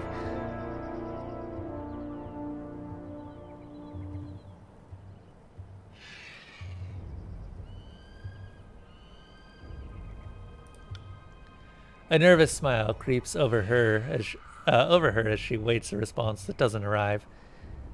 I am asking questions beyond my station. She dips low, trembling as she bows. Forgiveness, please. Oh, I just noticed that the actual profile changed. Well, you've traveled a long way. I won't keep you further. I'm sure the Archons will want to hear from you at... Her voice falls silent, her attention snapping eastward with alarm. Did you hear that? More runners. Third time this week. The Oathbreakers keep trying to send messengers through the mountains to keep together help from outside the valley. She points over to the collapsed path by which you arrived. But they're a bit late for that now. Come, let's show these Oathbreakers a good fight. No one is getting out of here alive. I got it.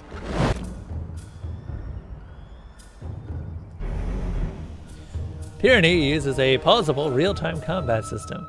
Because you will often manage more than one character at a time, it is a good idea to pause. Yes, yes. Automatic pausing, yeah.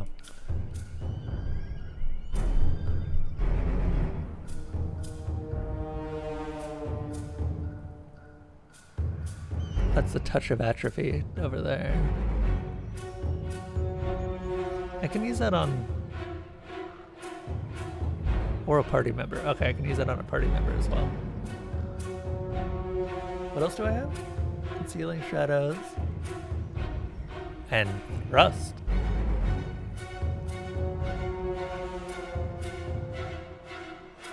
Huh. Does corrode damage.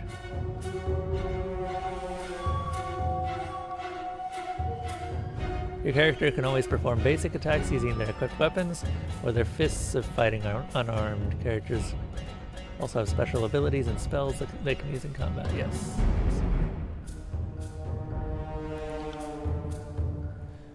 All of your character's abilities and spells can be accessed by selecting the category icon at the bottom of the selected frame.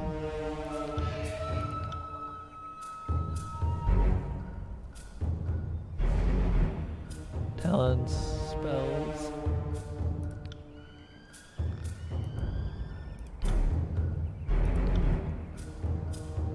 Huh.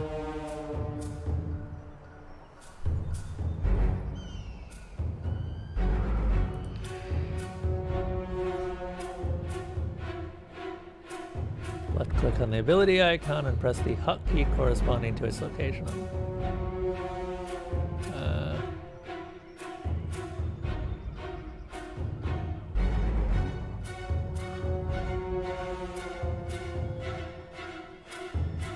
Oh, I see. Okay.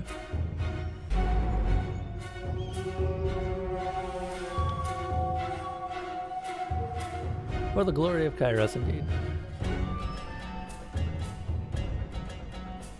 Parry, dodge, encumbrance, will, magic.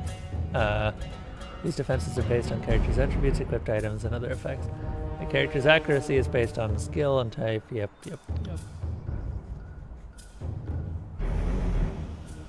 Hit, critical hit, graze, or a miss.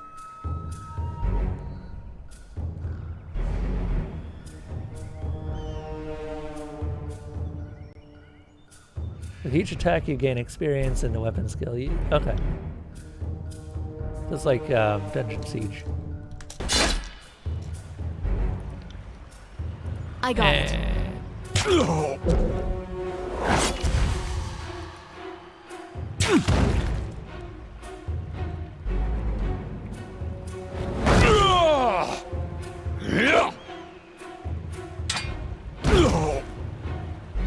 Thessalona!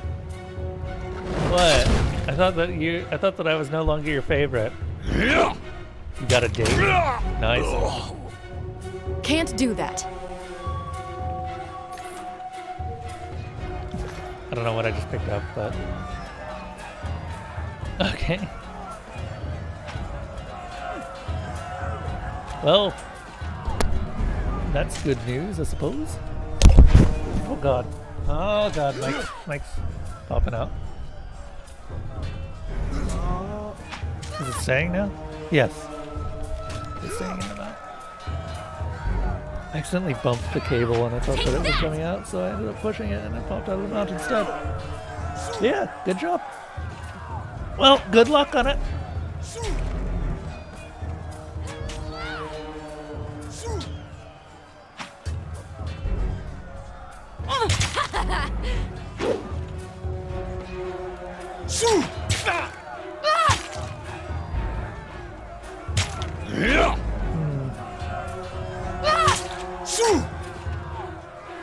These guys are doing exactly 1 damage to it.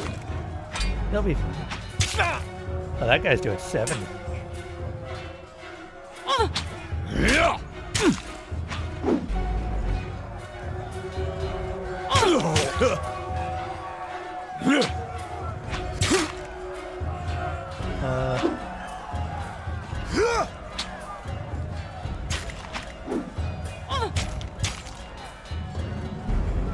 Oh, you might be. I'm not sure. They're probably from a generic audio format. It's not that uncommon. There are 6 categories of talents available to your character: leadership, defense, power, agility, range, and magic. With each level, you gain 1 point to purchase a talent from any of these characters.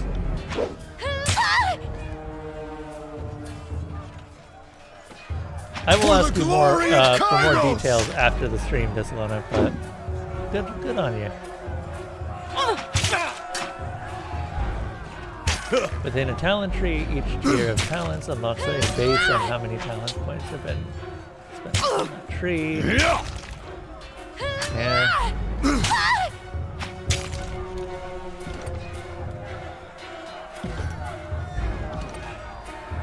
So, talent trees. Are these talent trees that you're speaking of? What's my journal? Spell creation. What? Ooh. Okay, that's more interesting than I was giving it credit for. Oh, these are the talent trees you're talking about.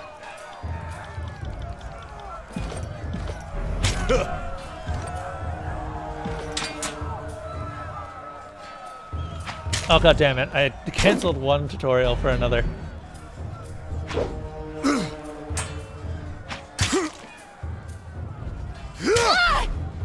I feel like we're not going to get very far into this with all the tutorials.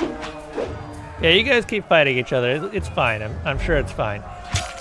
Spells are created using 2 or more sigils. The core sigil determines the type of magic, such as fire, frost, or illusion. The expression sigil determines how that core shapes itself in the world, such as a ball of fire, a frost enchanting a weapon.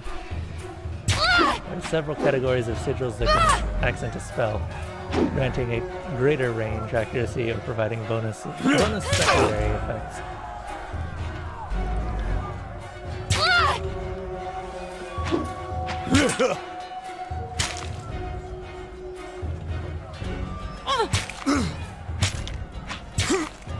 To begin creating a spell, select the core sigil for the type of magic, followed by the expression sigil to determine what form the spell takes. For example, if you wanted to create a fireball spell, you would select the sigil of flame as a form, followed by the sigil of directed force. Spells have default names based on core instruction. You can rename them. Each sigil requires a certain amount of lore. Oh, lore actually has an effect on the game in this one. That's nice. Lore really felt useless in Pillars of Eternity. It almost never came up.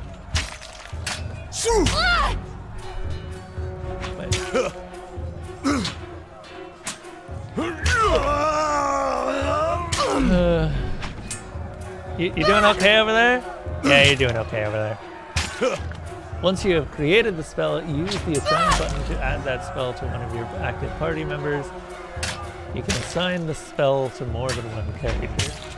If you want to modify the spell later, after you've discovered more sigils, select the spell from the party member you wish to modify. The interface will populate with the spell's information, allowing you to modify it and save changes. You can customize your spells by selecting different icons. You can create multiple spells using the same core and expression, but with different accents. These icons can help you differentiate yourself. Interesting. I never would have expected spell creation as a core mechanic.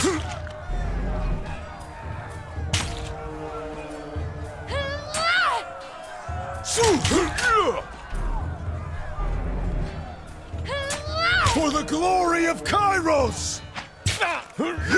You'll be fine.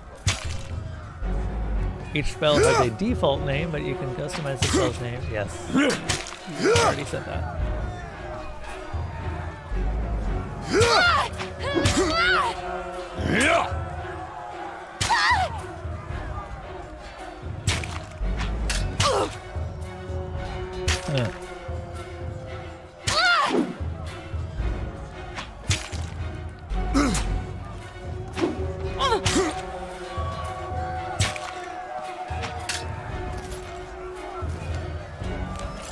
Heads up, we have company. Okay.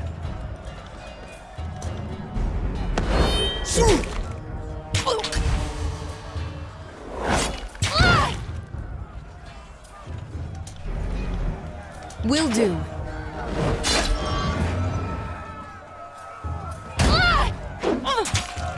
How you doing over there, mate? You doing okay? You doing okay?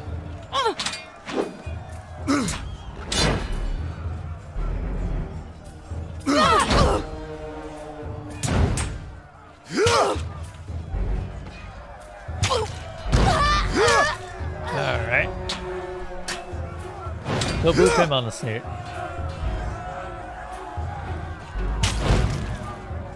Right.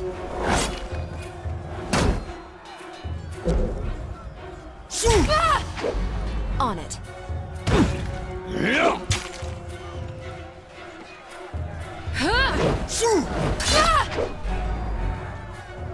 Right. Is there a way to speed this up? Aha! There it is.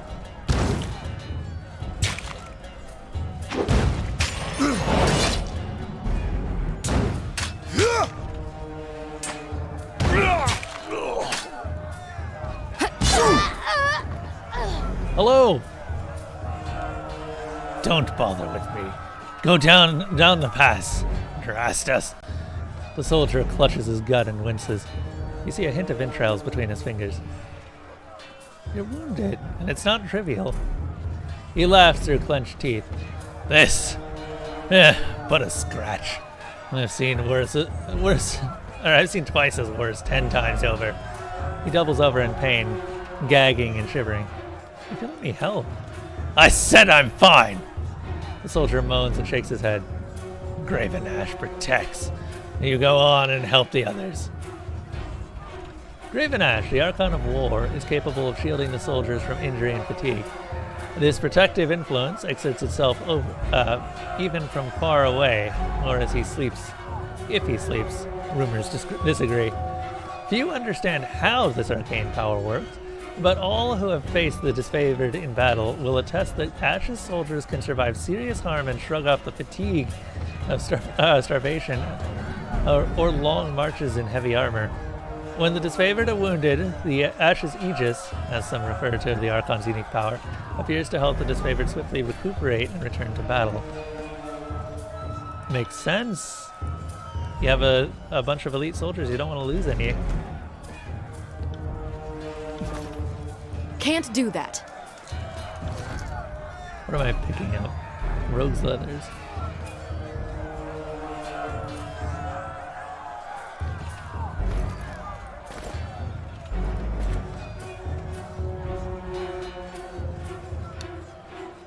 And a spear. What was this? Revive when defeated for 120 seconds.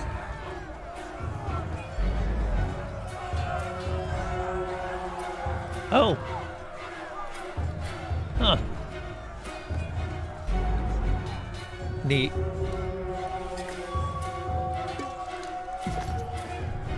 Sorry, I can't. And I see a lesser healing potion over there. Sorry, I can't. Can't do that. Oh! Sorry, I can't. Sorry, I can't. Try and catch me, worm. Hello, Verse! A young Scarlet Fury weaves around the Vendrian Guard attackers, avoiding their weapons with fluid grace. She nods to acknowledge you. The Scarlet Fury are the elite fighters of the Scarlet Chorus, distinguished by their graceful attacks and murderous persistence. Better armed and trained than most Chorus conscripts, the Furies are found among the vanguard of battle, their brutal displays of skill inspiring bloodlust in the masses and fear in the enemy. Vendrian Guard. The Vendrian Guard is the army of the landlocked realm of Apex. defenders of the central regions of the Tiers. Named for the House of Vendrian and ruling dynasty of Apex, the Guard has a reputation for being as resilient and stubborn as the mountains themselves. Ostensibly beaten by the Kairos armies and forced to surrender in 429, the Vendrian Guard resurfaced in 431, brazenly defying the Overlord's rule. Oathbreakers.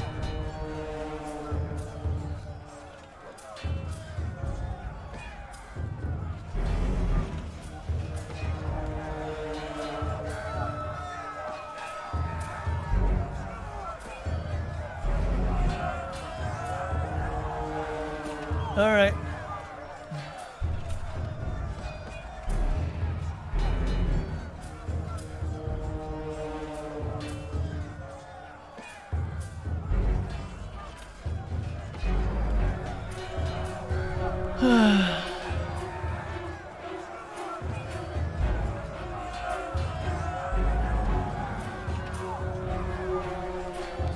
A breathless enemy soldier passes a glance to her countryman.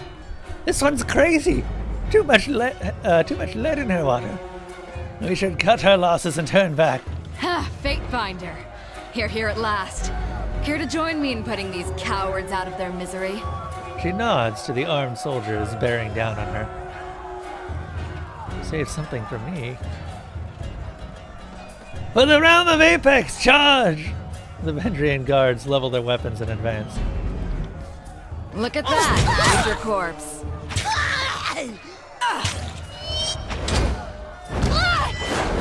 Will do. This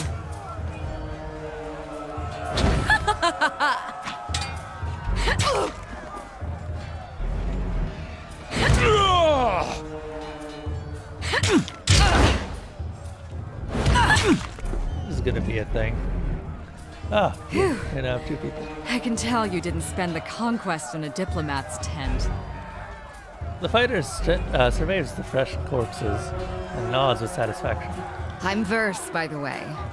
But there are more important things to take care of than introductions. Those Vendrian guard we killed didn't come alone.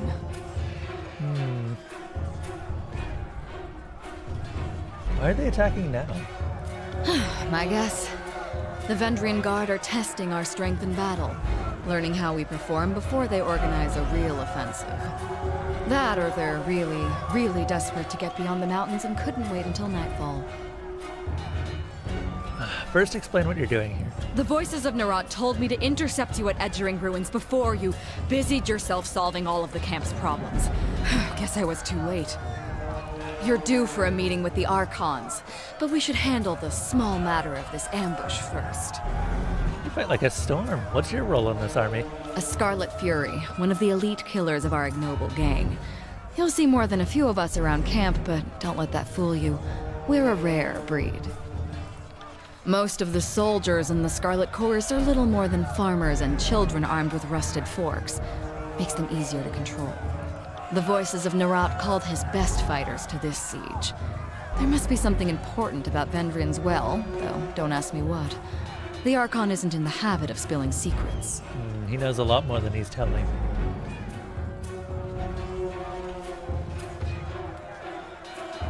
I'm ready if you are. Eager. I like that.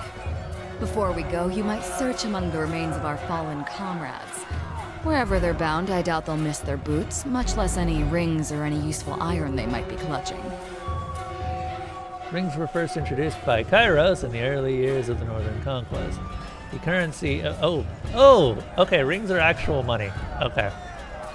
The currency of the divided realms was of questionable value and easily counterfeit, and rings offered the promise of a shared economy, simple enough for anyone to understand. Today, they are the standardized currency across all the known lands of Terratus. Their commonality and ease of transportation quickly made rings the preferred unit of trade, even in the realms where Kairos peace is not observed. I see your point. No reason to pity the fallen. Before long, we might wish we'd joined them here. But at least we'll enjoy heavy pockets and warm toes. For the voices of Nerat! She might be fully voiced, I'm not sure. I scroll. Scarlet Fury helm. Yes. Sorry, why is there a Scarlet Fury helping?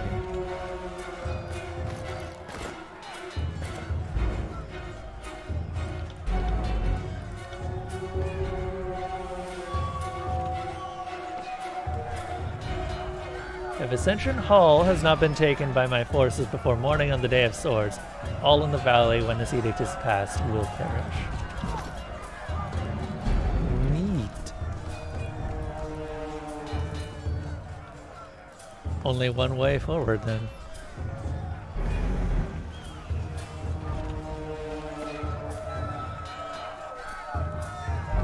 Vendrian Guard, great.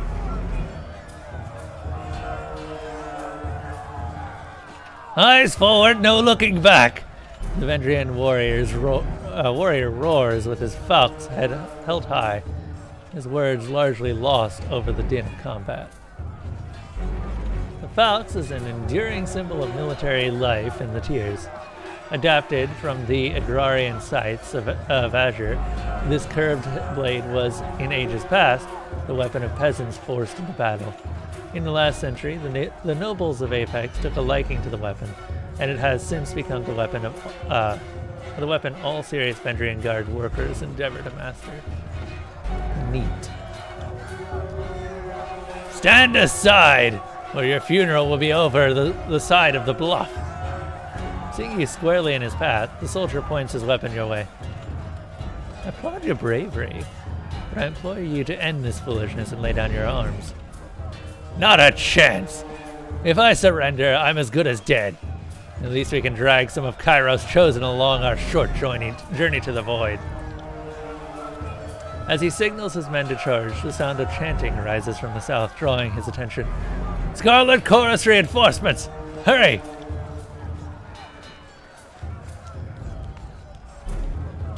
Short joining.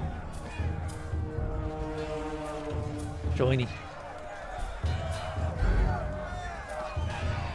Welcome back, Malarthy. I hope you had a good lurk.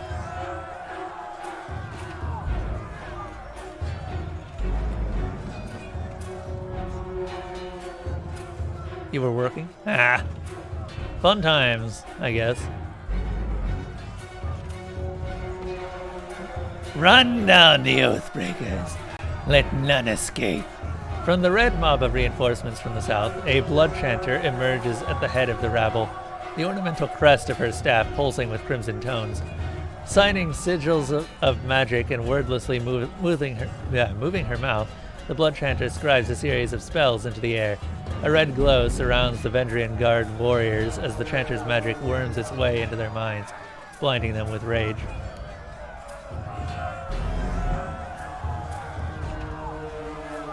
You have to go back to work, but you need food. Oh, so you get to watch while you're eating. By the way, if you need any bit of a recap, let me know. Hold position, all of you! You there! Keep to the path! The warrior gestures to the canyon trail, but his soldiers turn their attention to the Scarlet Chorus, roaring challenges. No! Don't engage them! We need to run! The orders fall on deaf ears. The warrior reluctantly readies his weapon. Look at... Well... Oh. You attack. I am going back. that! And then I am going to give you an energy shield. I got it. What have you got in terms of abilities? Blood-soaked stone. Combo ability. Once per encounter. Coordinate with burst to knock your target prone, and follow up with a strong bleeding attack. Tarkus was the big guy here. Let's do it, you and me!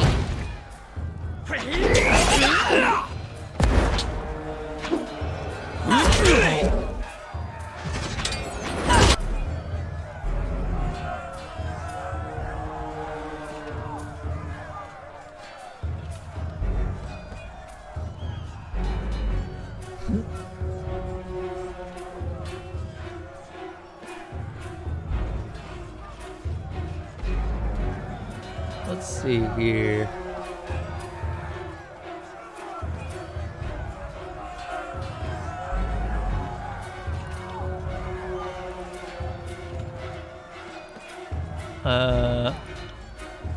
Gonna atrophy. Will do.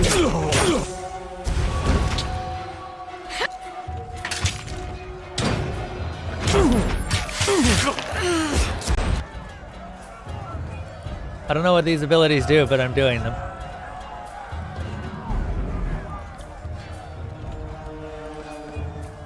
You got it.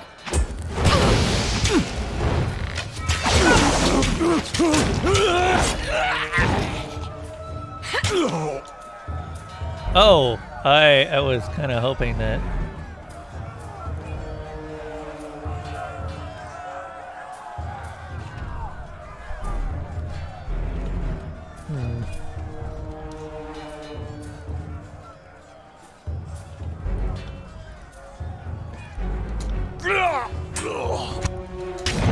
Damn thing couldn't pierce cloth.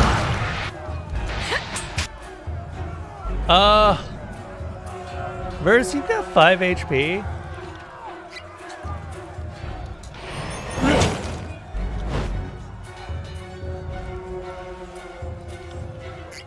Yeah, go ahead and.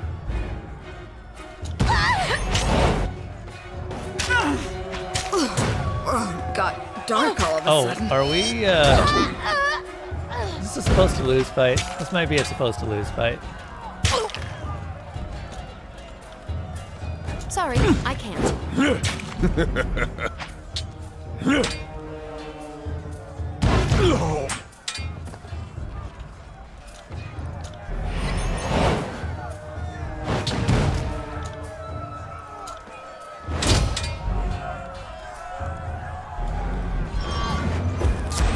On it.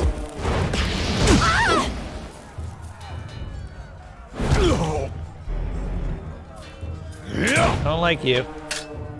I don't like you much at all. Sorry, I can't.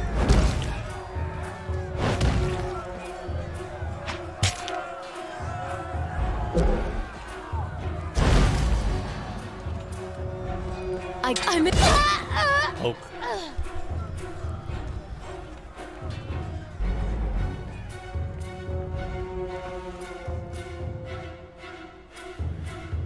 Come quick! We have a situation on the cliffside. They have the commander.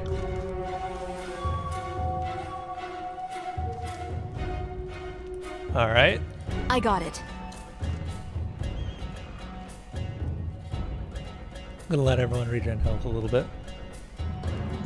Also, maybe loot some people.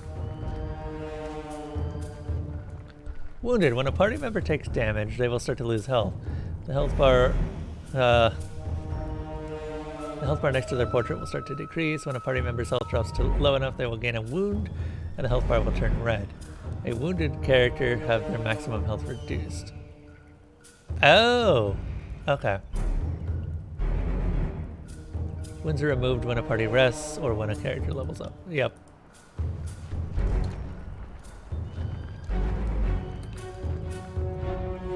Sorry, I can't.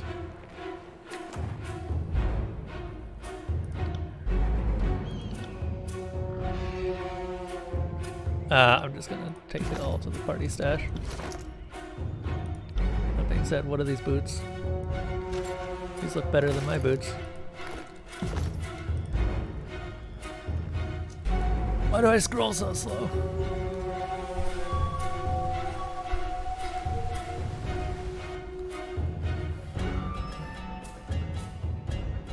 Huh. Show your weapons or yeah. Stow your weapons or we find out how long a man screams before hitting the ravine down below. Cornered between a precipitous drop and a band of angry soldiers, the Oathbreaker warriors hold a disfavored officer at knife point. Skewer him! Worry not for me! Graven ash will protect! The disfavored officer winces, blood seeping from the seams of his bracers and cuirass. You heard the man. He plainly invites you to use that little blade of yours. What are you waiting for? Permission for your pimp? This blade? With a jerk of his knife, he slices a clump of Drastus's matted hair. If you're so eager to see your ally dead, just step closer. Release the prisoner, and you might know you might know the inside of a cell. And I'm sure that cell will have daily visits from the Scarlet Chorus cads thirsty for a bit of torture.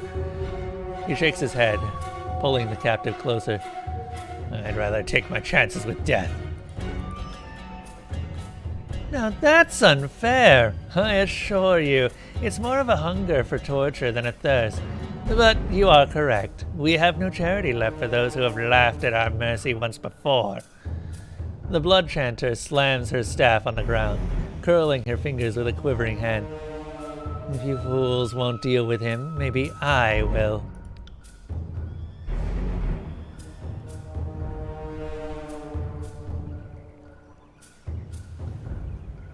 Oh god, today has not been our day.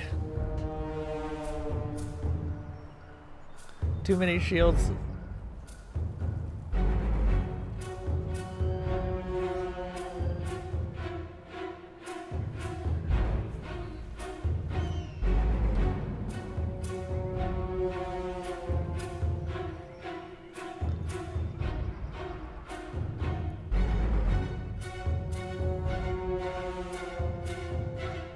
Did it do another crit?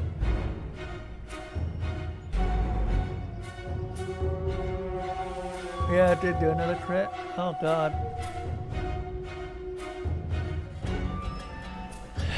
Whatever you're thinking, don't. Not until Commander Drastus is safe.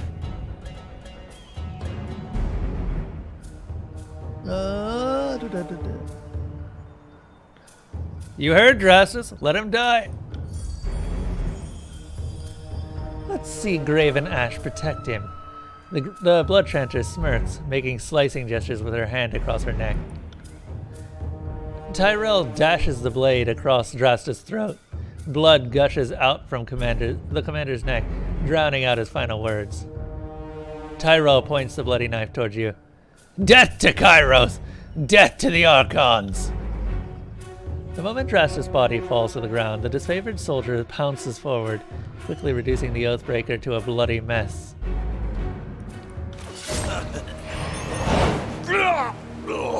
Huh! Oh, look at that. Drastus' death will be a setback. He was a fine steward of his steadfast... Hold on. Elsa, are you okay? Elsa's okay. He was a fine steward of the steadfast. Aurora swallows, her lips pursed in anger. But with the losses we've sustained in this war, I'm the next in command. I will aspire to be half the leader Drastus was. One of the soldiers found some mage blather on the Oathbreakers. Aurora holds up a rolled sheaf of parchment. I figured, you being trained in letters, could, perhaps. Aurora looks down at the papers, her face blushing, and quickly thrusts the sheaf towards you. Literacy is rare in the North. Very few disfavored soldiers know more than a few written words. Literacy is uncommon in the tiers, but the nobility of the younger realms have taught literacy to the firstborn nobles for centuries. Now, many of these disenfranchised nobles have fallen in with the uprising, and they rely on written messages, knowing most of Kairos' forces will be unable to decipher the contents. Interesting.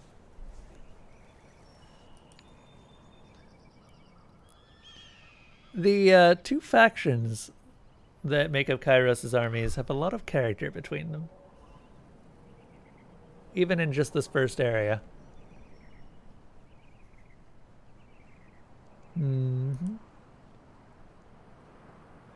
All that training and nobody taught you to read. I've gained wrath with the disfavors. Woo. No, I guess I was too busy learning not to ask rude questions. Now, are you going to read this or not? Rip.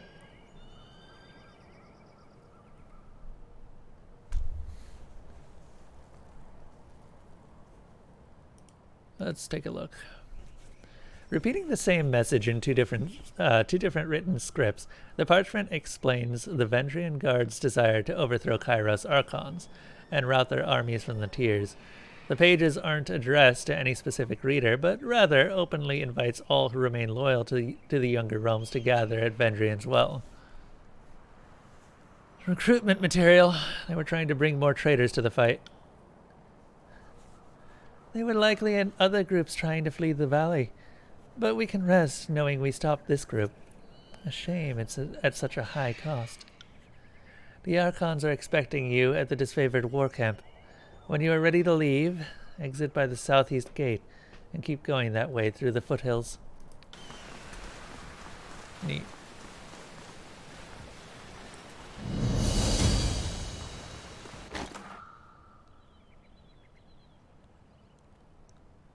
Haste.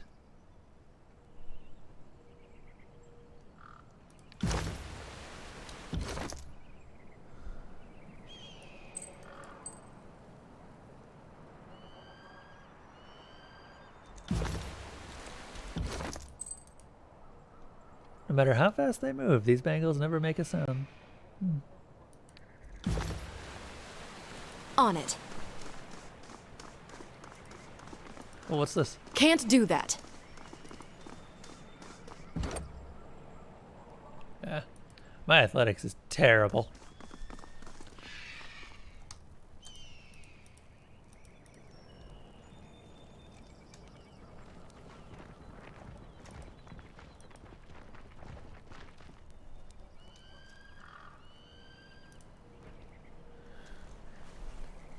The prisoner is from the Tarkus clan? Then he's not just any Oathbreaker, he's one of their leaders. Aurora signals for her men by dragging her hands across her neck. No mercy for those who foment rebellion. Find a post and string him up. If his wounds don't kill him, thirst, starvation, and infection will do the rest. All must be given a chance to find absolution in service to the Scarlet Chorus. The mage points a finger at the disfavored officer. And you know full well that this has always been our way. He has a chance to be a slave or a soldier. Only then do we feed him to the pigs. I tire of this nonsense. You keep recruiting these Oathbreakers, then you fail to inflict order, and they defect. And we have to fight them all over again. I will not let another one of those South Knobs come. South Knobs. I did read that right. South Knobs come to haunt us. Well, I insist this Oathbreaker is to be taken to the voices of Narat, leaving us at an impasse. Fortunately, we have a Fatebinder here to settle the matter for us. Oh yeah, we're taking him to the voices of Narat. I'm sorry. Honor doesn't win wars.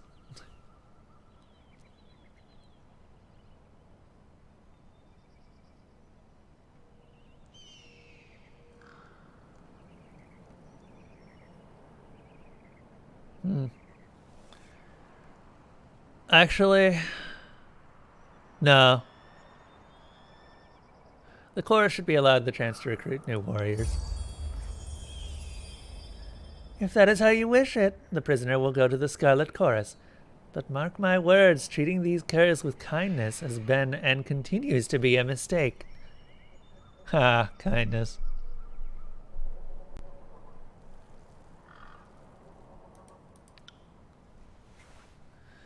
If it will calm your nerves, I assure you this one won't be put on the battlefield. The mage snaps her fingers loudly, gesturing for her gang to listen. Make sure the prisoner is taken straight to the voices of Narat. Aurora gives you a solemn nod. Until next time, Fatebinder. I know you have important business in the valley. No point in keeping you. She snaps to a salute. For the glory of Kairos.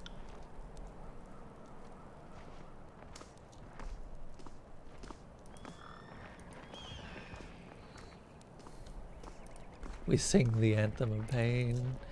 Moving cautiously.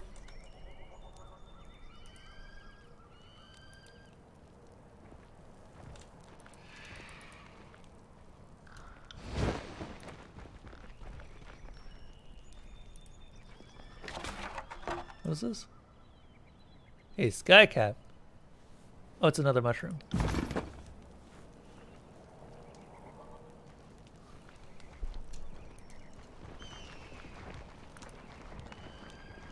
God, that was a really unfortunate loss too. Can't do that. Several skulls, bleached from the sun, picked clean by carrion birds, are spiked on roughly hewn posts. It is the only heraldry the Scarlet Chorus needs. Weapons and armor are strewn haphazardly around a cart. Every blade shows sign of rust, and every piece of armor is in need of repair.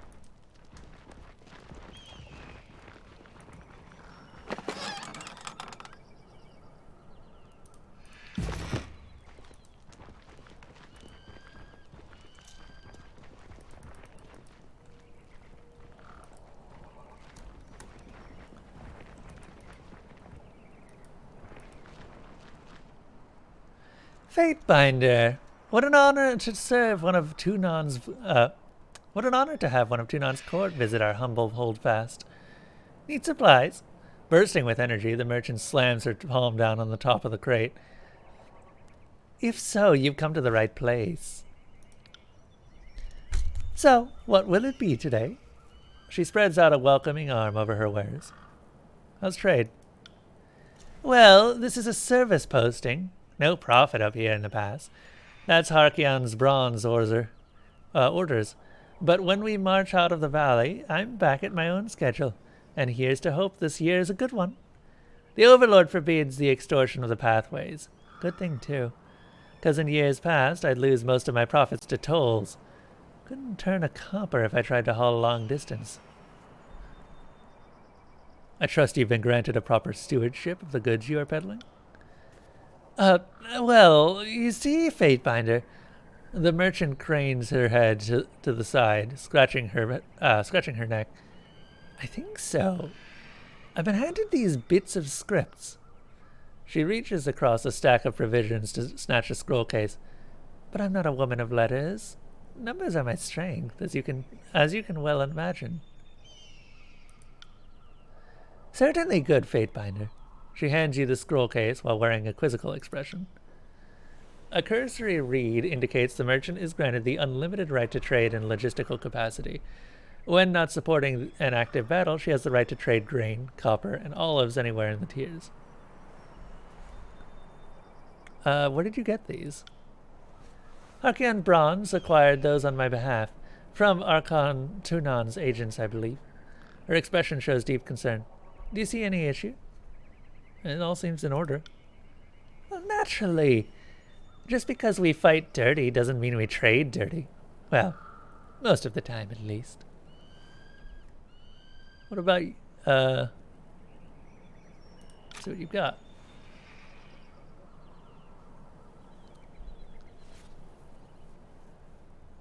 I am currently using a lesser staff of atrophy, right? Yeah.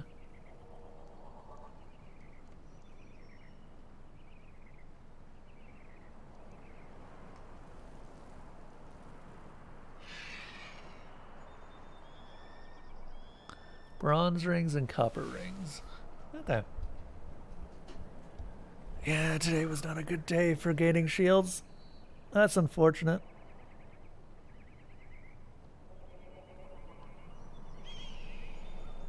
Well, we can try again tomorrow, but rip.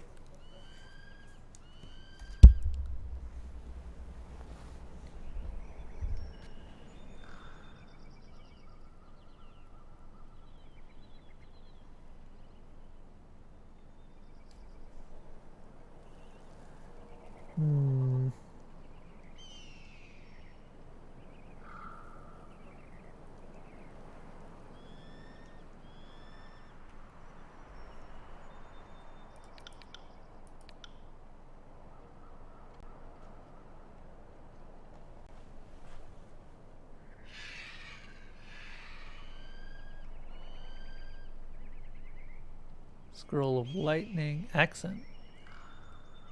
Oh! These are sigils. I've got 63 copper.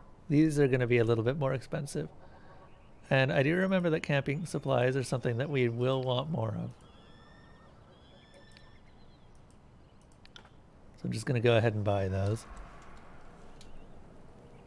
Oh, I'm sorry. That costs too much.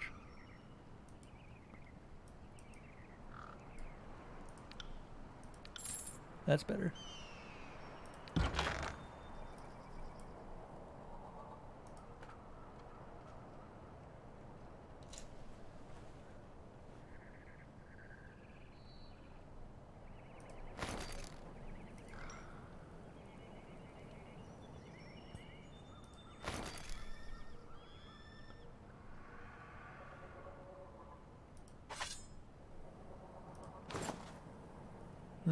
Anything else?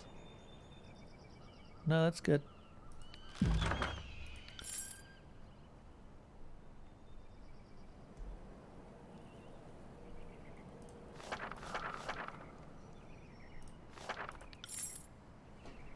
Go ahead and nom on those.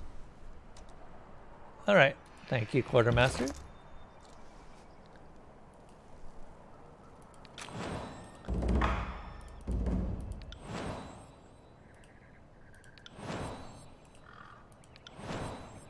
Go ahead and go through as many of those as we can. You've discovered a new sigil. Magic in the world of Tyranny comes from learning how to perfectly scribe sigils and empower them with energy. Open the spell interface by pressing P to create a spell. Yep. As we learned earlier. And I can create a sigil of atrophy with a sigil of focused intent, which gives me the touch of atrophy.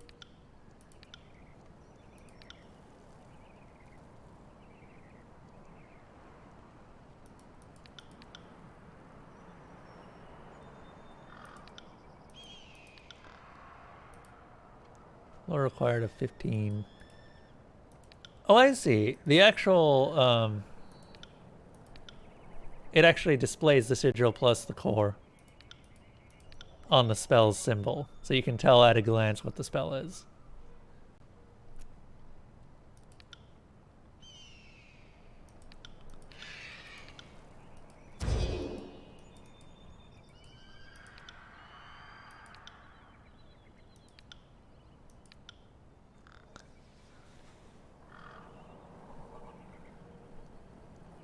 Update. There we go. So that upgrades that to more powerful version. What does this do?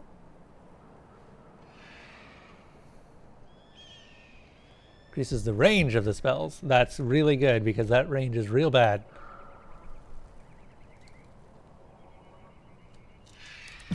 No wonder spells are so weak early on. You almost immediately start finding upgrades for them. You didn't see nothing. Weapon and armors are stacked in neat precision on the transport cart. Every spear is honed and oiled, ready for battle. Kairos ordered the original icon of the disfavored erased from memory. For over 100 years, the disfavored have kept the scratched-out iconography, wearing it with pride.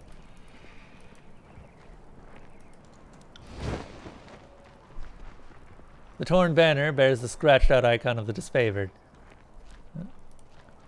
The army's original symbol was lost to history, and Graven Ash has never ordered a replacement, preferring the blasted icon over all others. I was wondering about that.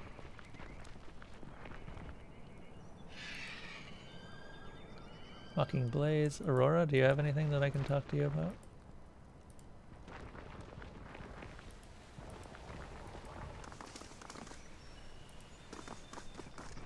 Ooh, there's a chest over here. Sorry, I can't. Can't do that. Can we not get up there? Oh, no, we can't. How do I save? I want to save.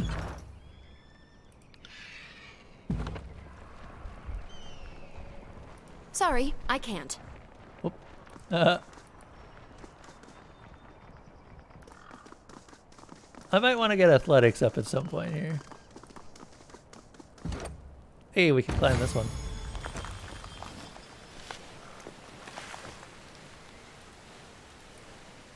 Can we? Can't do that. Oh, that requires subterfuge. Can't do that.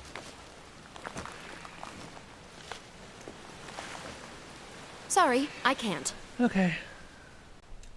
Can we not? Oh, we can move it a little bit faster by doing middle mouse.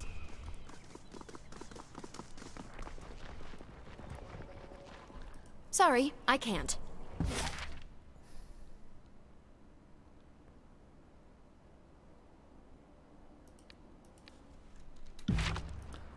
Hold up. We got a lot of tutorials. Level up. Oh wow, we have a lot of tutorials. Your character has earned enough experience to advance a level. With each level, yes, yes.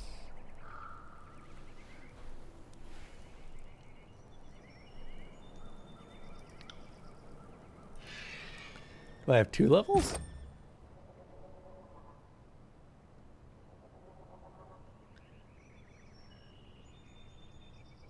Penalty from might. Okay. I was wondering about that. Attribute points.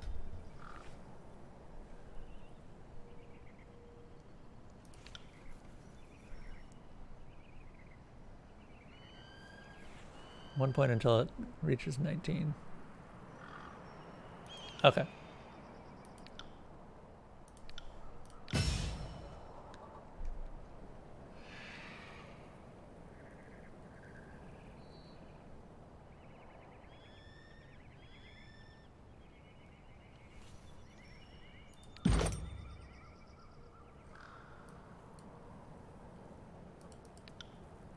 Magic.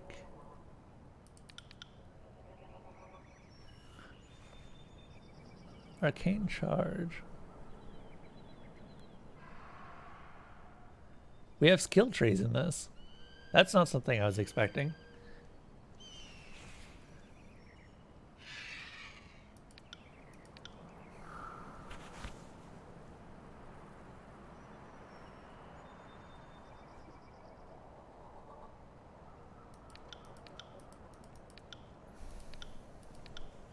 I see how this works.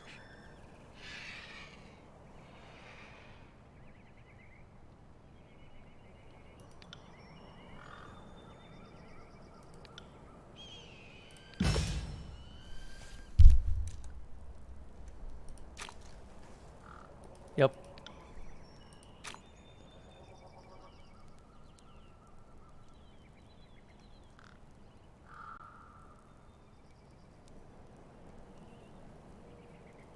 Okay.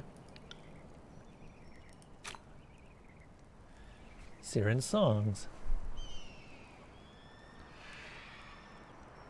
When combat starts, Siren will begin singing one of her songs. Each of her songs is a series of stanzas that produces different effects. As one stanza ends, this effect will linger, overlapping with the effects of the next stanza. You can change Siren's current song.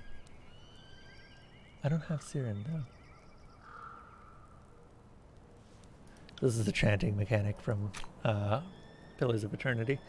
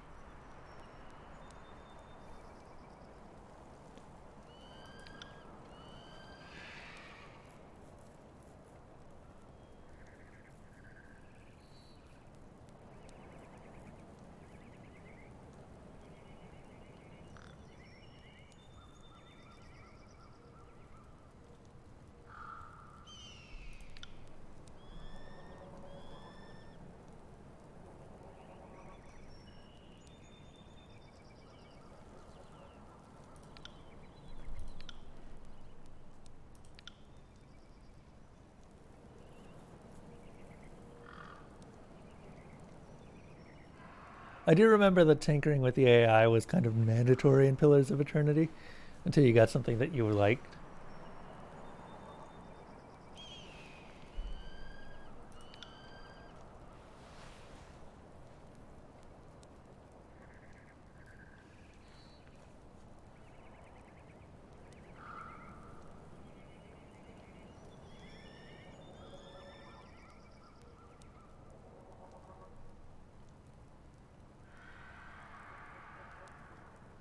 Cool.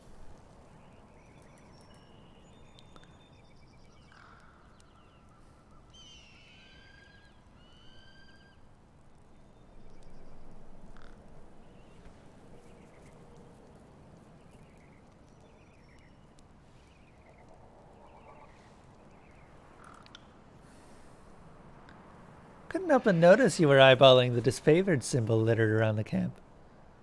It's hardly a symbol, just a scroll. That's true, but it used to be the pride of Graven Ash's Legion before Kairos made them deface it. What happened? Word has it that Ash has been under more scrutiny than the other Archons, seeing as he took a stand against Kairos in the past. Even though he bent the knee in the end, that doesn't place him above suspicion. Kairos and other Archons keep him on a tight leash.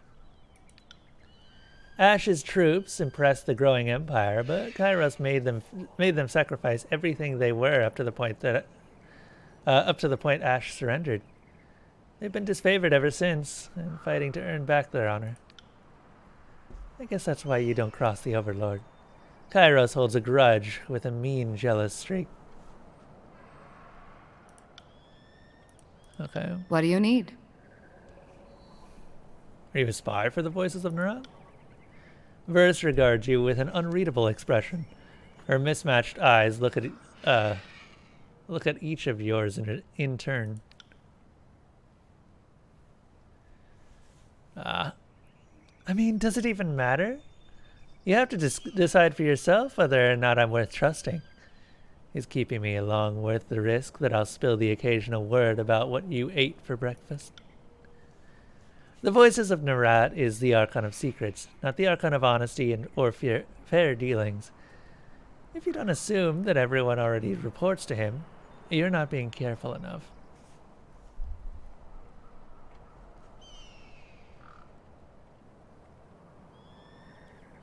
Huh. Care to duel. Interesting. I'm about to chew my leg off.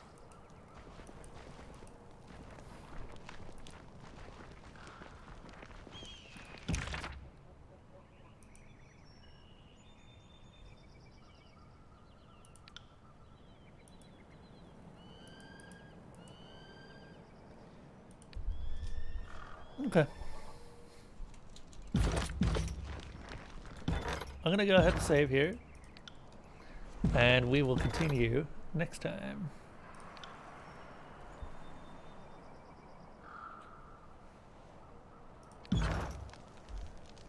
So, thank you to my continued supporters, Alpha, MGZO, Apoc is the best, Deciphered Dust, Desalona, Feritanium, Garthicus, Garius, Istatsu, Is the D, Ketchup Thing, Kremlin Kev, Malarthy, Miss Mango Plays, Mustard Boy, Nauj Sama, NBFF, Reagan Smash, Sniper Guy Gaming, Squad Car Xmar, Tao the Crab, Zebgrin, and my Patreon supporters, Walks with Gorillas, B Cluxto, 10 Ace Games, and Slime Hunter, for continuing to support the stream. I'm going to send you guys all over to someone else. Ooh. Someone new who I ended up just following recently is actually streaming. Send you guys all over there.